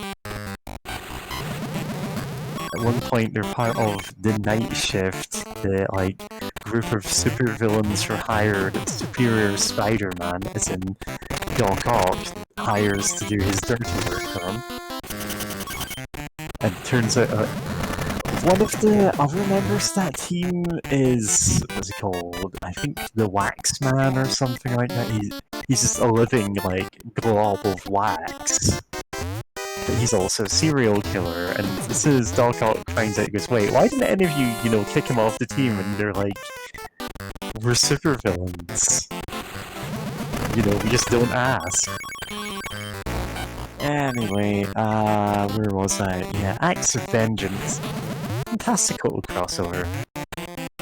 It's basically Spider-Man gets nonsense cosmic superpowers, doesn't know how to use them, and ends up fighting a whole bunch of villains he doesn't usually fight.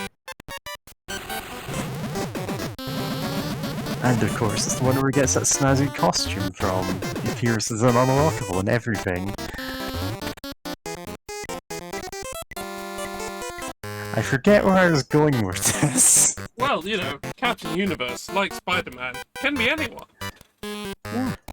That is actually the whole thing of Captain Universe, is people get the power temporarily to solve a specific problem. It's like, it's never really explained how or why it pits hosts. and usually it only sticks with them for a certain amount of time. Like, there's no permanent Captain Universe, it's more of like a concept that possesses people. And in the case of Spider-Man, he didn't get any of the knowledge of like what it was, along with actually getting the powers. Nice. Ugh. Yes. Mm. But yeah. This is extremely funny that in a crossover where it's like, oh, Spider-Man's fighting all these powerful villains he'd normally never stand a chance against, he's also fighting the Brothers Grimm. They're kind of lame. That's their whole thing. Because we joke about the Chapster a lot. He's at least been around long enough to know how things work. There's actually a modern, like, I think the Trapster's still around, but there's Trapster, but without the E. It's like the modern, cool Trapster, and her whole thing is she commits crime using the Trapster's tools and a set of specialized apps. So they can make computer programs. Yeah. And she's decently fun as a character. Well, she's a member of what's important. the Syndicate, like the all-girl team headed by the current Beetle. Which also brought back Lady Octopus, the White Rabbit, and a couple of other characters.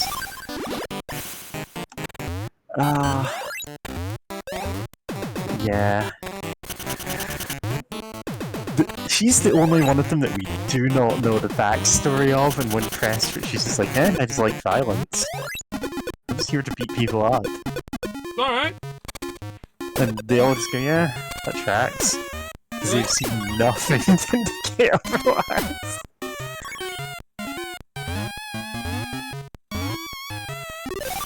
Yeah, like, when your, like, criminal character is just like, yeah, I just like crime. Yeah. I mean, sure. Why not?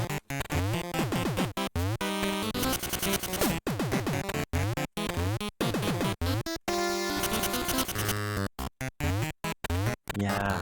It's very easy for a character like that to be one note and forgettable.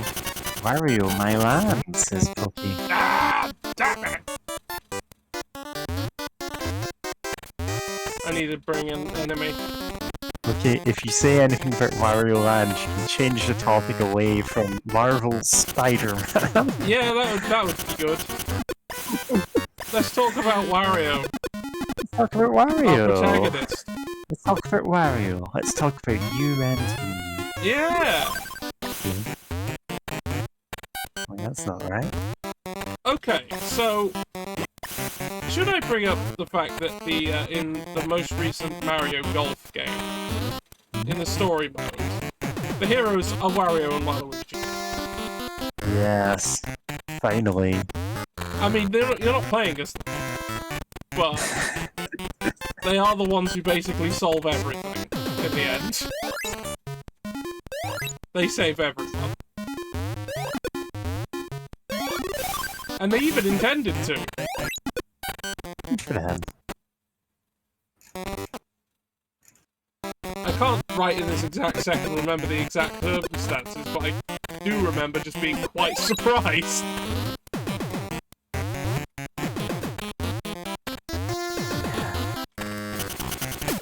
Damn it! There's still never been any game that's actually like, oh yeah, this is a Waluigi title, because that's not the point of Waluigi. It is not. He's just some guy. Yeah, Waluigi is just some guy who wandered in.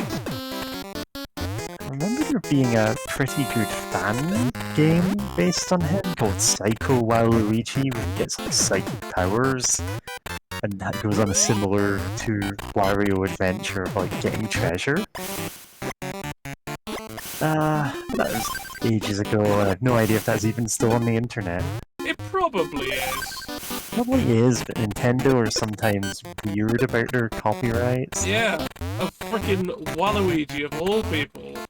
Yeah, I mean, to Oh, be damn it. fair, they've shut down a ton of Metroid projects. Well, I don't think they would have done I the remember them Waluigi shutting one. down the Metroid 2 remake, but then they made their own, so that kind of actually explains it somewhat. Yeah. I thought that happened more than once, but maybe I'm just, like, thinking about different times I've heard the same thing, really.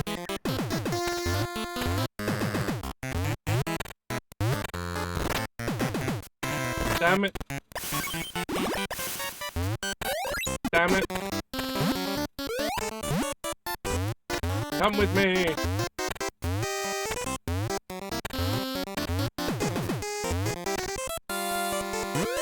Damn it. Damn it. Shit. I need to get an enemy there.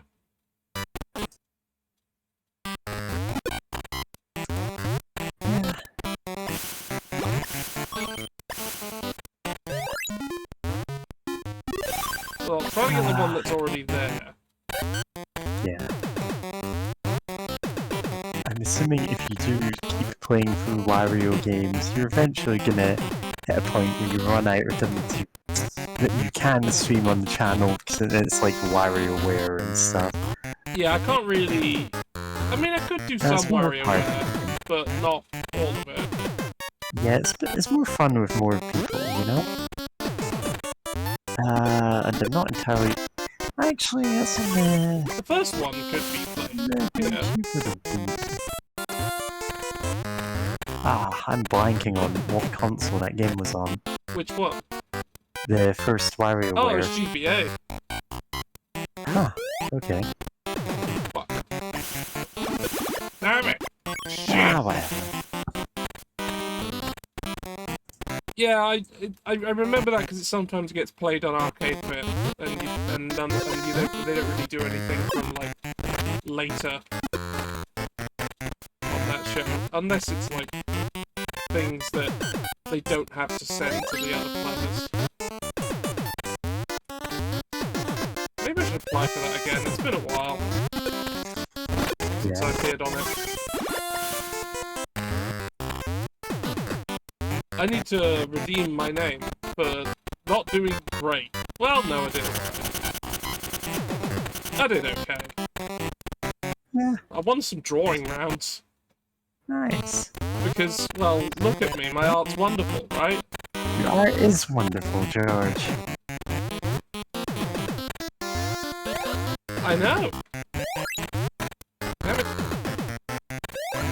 Damn it! Next! Honestly, this avatar is barely my own art. This is a picture that I just kept, you know, drawing stuff on. Not everyone has to draw all their own stuff. Yeah, I know. It's fine. Like, I could draw my own stuff from scratch, I just don't.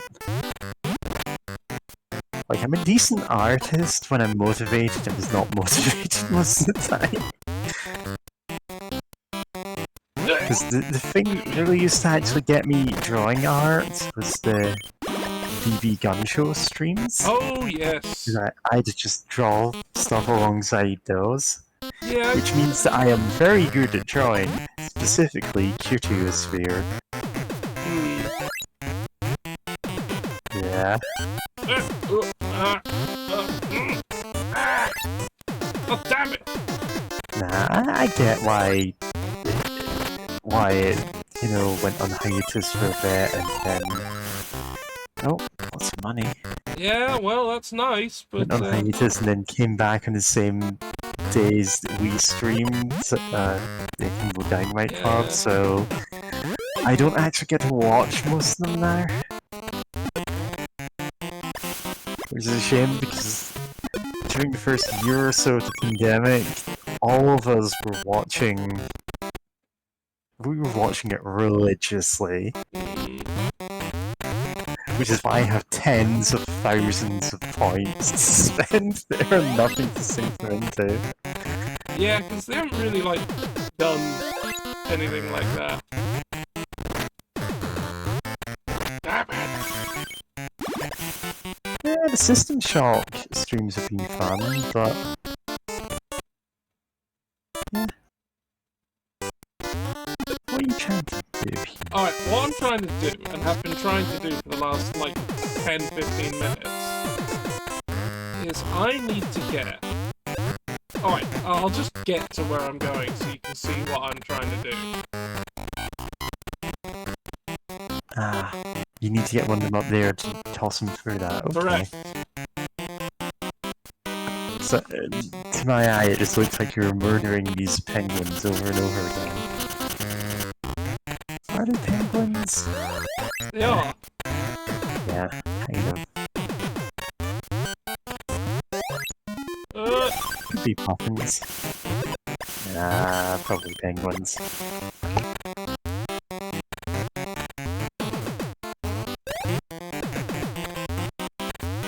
Maybe if I go away, they'll respawn on the other bit. Come on. They did! Damn it. Okay, I've got them in my hand.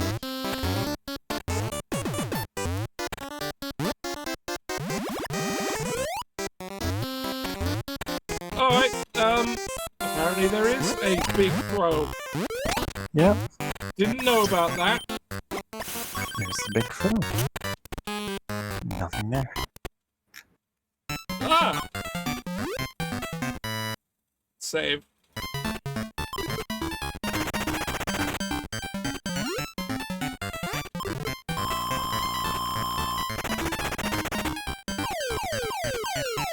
Mole.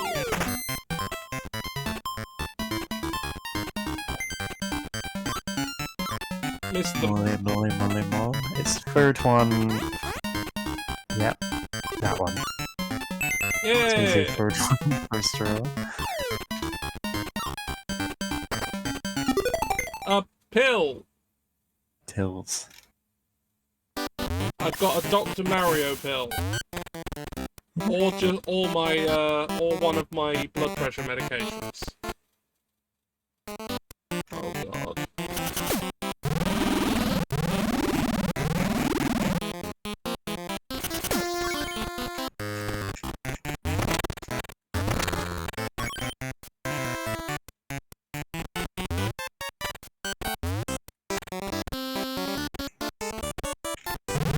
Oh.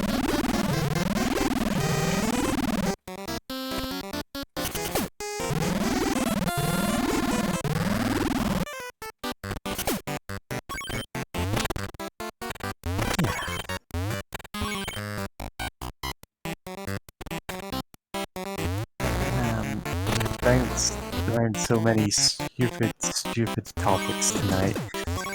I'm sorry, I cannot stop talking once I start. Oh no. That's definitely not what any of us are here for at all. Yeah. I know that it's fine. Like, that's kind of what we're here to do, is hang out and talk about absolutely nothing. Yeah, I mean, I don't honestly have a lot to say about what I'm doing. Yeah, there's not a terrible amount to say about this. This is a solidly made game of its type. Yeah, it's pretty good. It's still It's pretty good. good. I mean, the boss mechanics are absolutely infuriating. But, Yeah. but other than But that... it's a game that is at least decently merciful. You can't die in it. No. Like, when you get to the, okay, now do every level again thing, you get a level select. Yeah, it could have been a lot more cruel than that.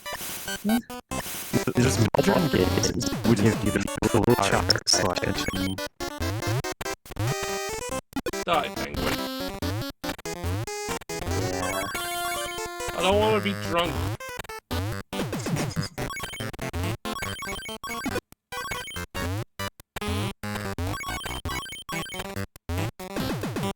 Oh.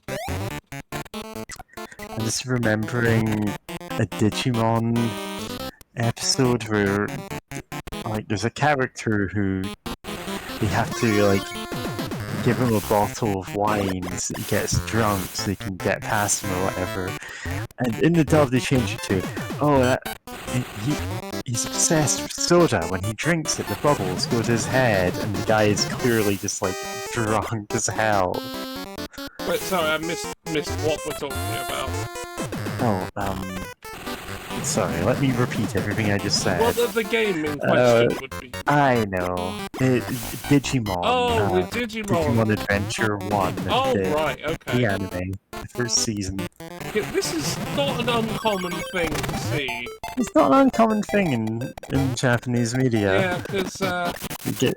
like, drinking is just a more like, haha, it's funny, let's make jokes about drinking. Yeah, and like... over here we have to censor it for some reason. I mean, let's not forget Soda Popinski of, Soda Popinski. who was, originally Vodka Drunksky. What's good Drinksky? Hey, cute streamer. Hello, says Eater Death Note. They must be talking about you. Yeah, I don't believe this is a real person. Well... Say something if you're not a bot. Nah, I'm kidding. If you're a real person, welcome. Yeah, if you're real, great.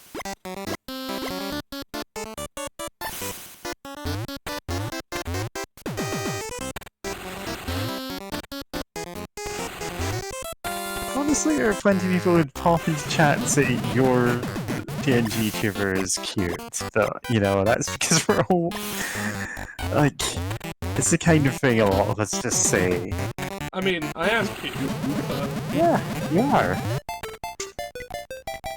And frankly, that was a long realization. Mm-hmm. I have huge spin, thank for that. Yeah.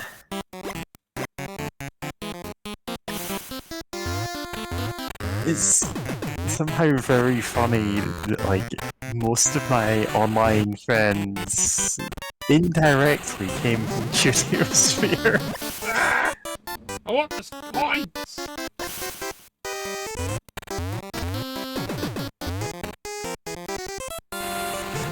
Those coins. Nope. I don't know.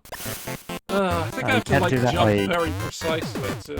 You can't do that skipping over water thing that Kiddy Kong can do in Donkey Kong Country 3.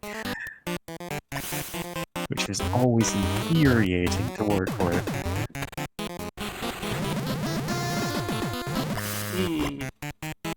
It's got to be really precise. No, that was fucking shit. Bad. So. Yeah. No.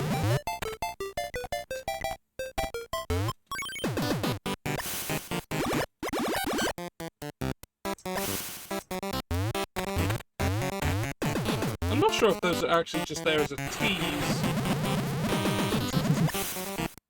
Because I don't see, like, the water...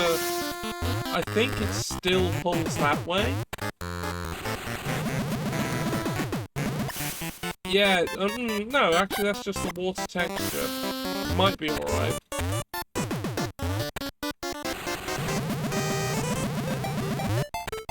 Okay.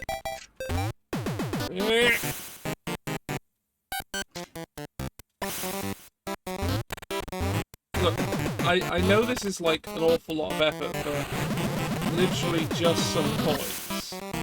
What? But you're playing in character as Wario. Yeah, I'm Wario. I see the giant coins. You would never let those coins go. Okay, I think what I need to do is the first jump has to be... Because I don't have any time to react or to delay on the second point. So it has to be the first jump, right, which makes the difference.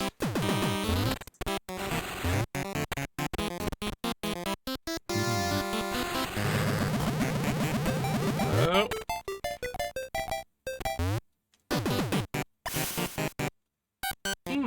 Or maybe... idea. Plan for it. Ah, I see what you're doing. Oh, Doesn't quite get you there, though. No, I think that's more reasonable. I have more control over that. Oh!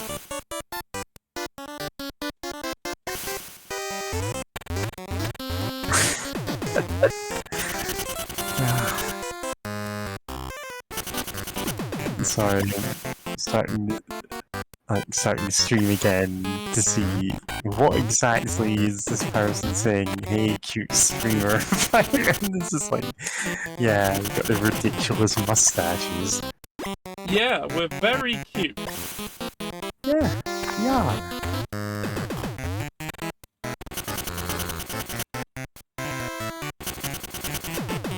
Oh, bounced. Honestly, at this point, I just write it off and go, you know what, you got 463 coins, you don't need a huge amount I more. don't, but I want them. You want them? You're not going to get them easily. I was just checking to see if I was missing something obvious. Of course, we've still got the half-eaten pie in front of us. Fine.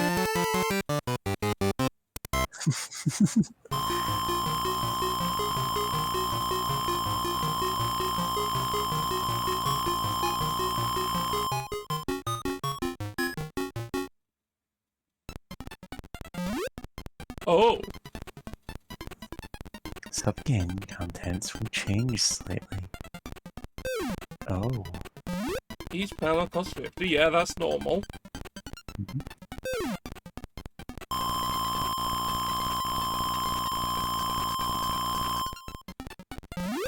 Oh. Okay, so... It's not 5, it could be 6, it could I'm be not 8. controlling this. Ah, okay. Sure? Okay, I'm just gonna save just in case something weird happens. Yeah. I think we have to pick how many we're revealing ahead of time.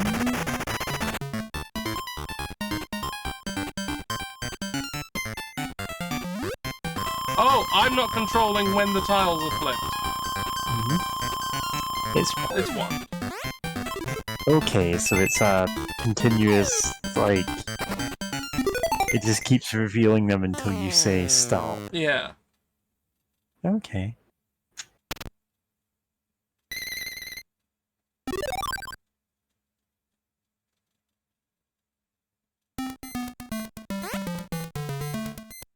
Alright.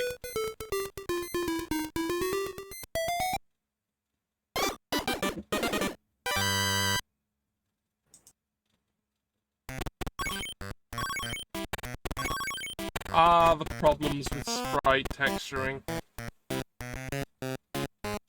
There's... The pillars do not reach into the grass.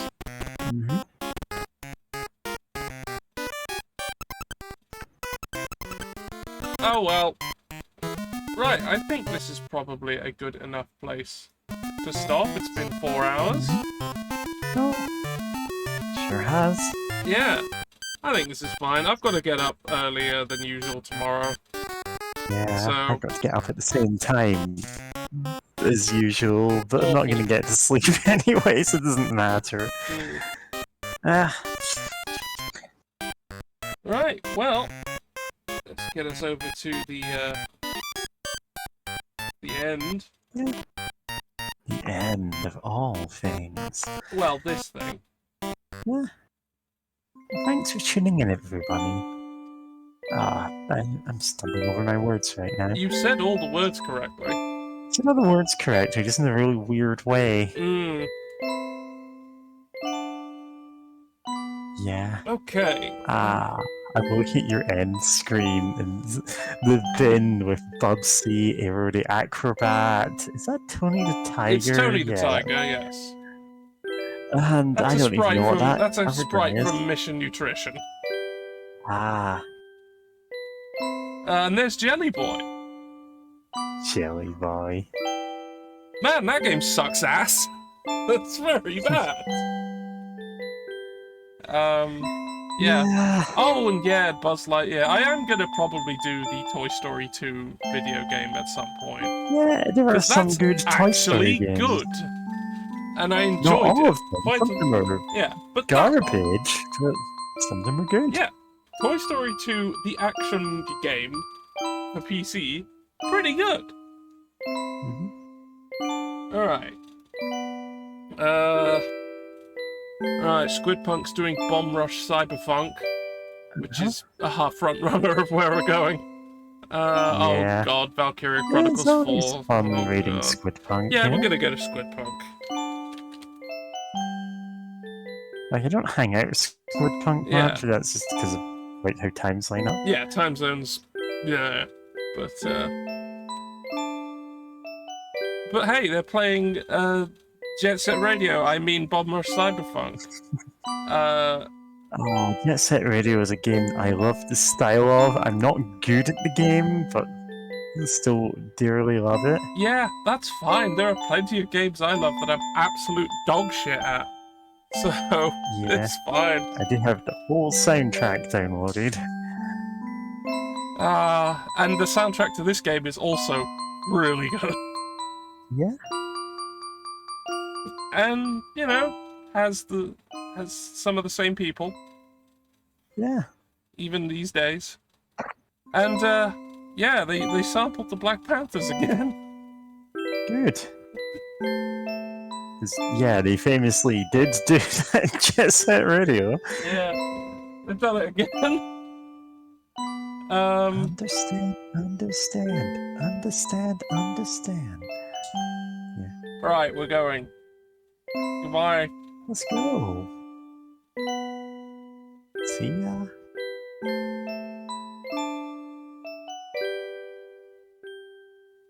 And I'll hold the little bastards.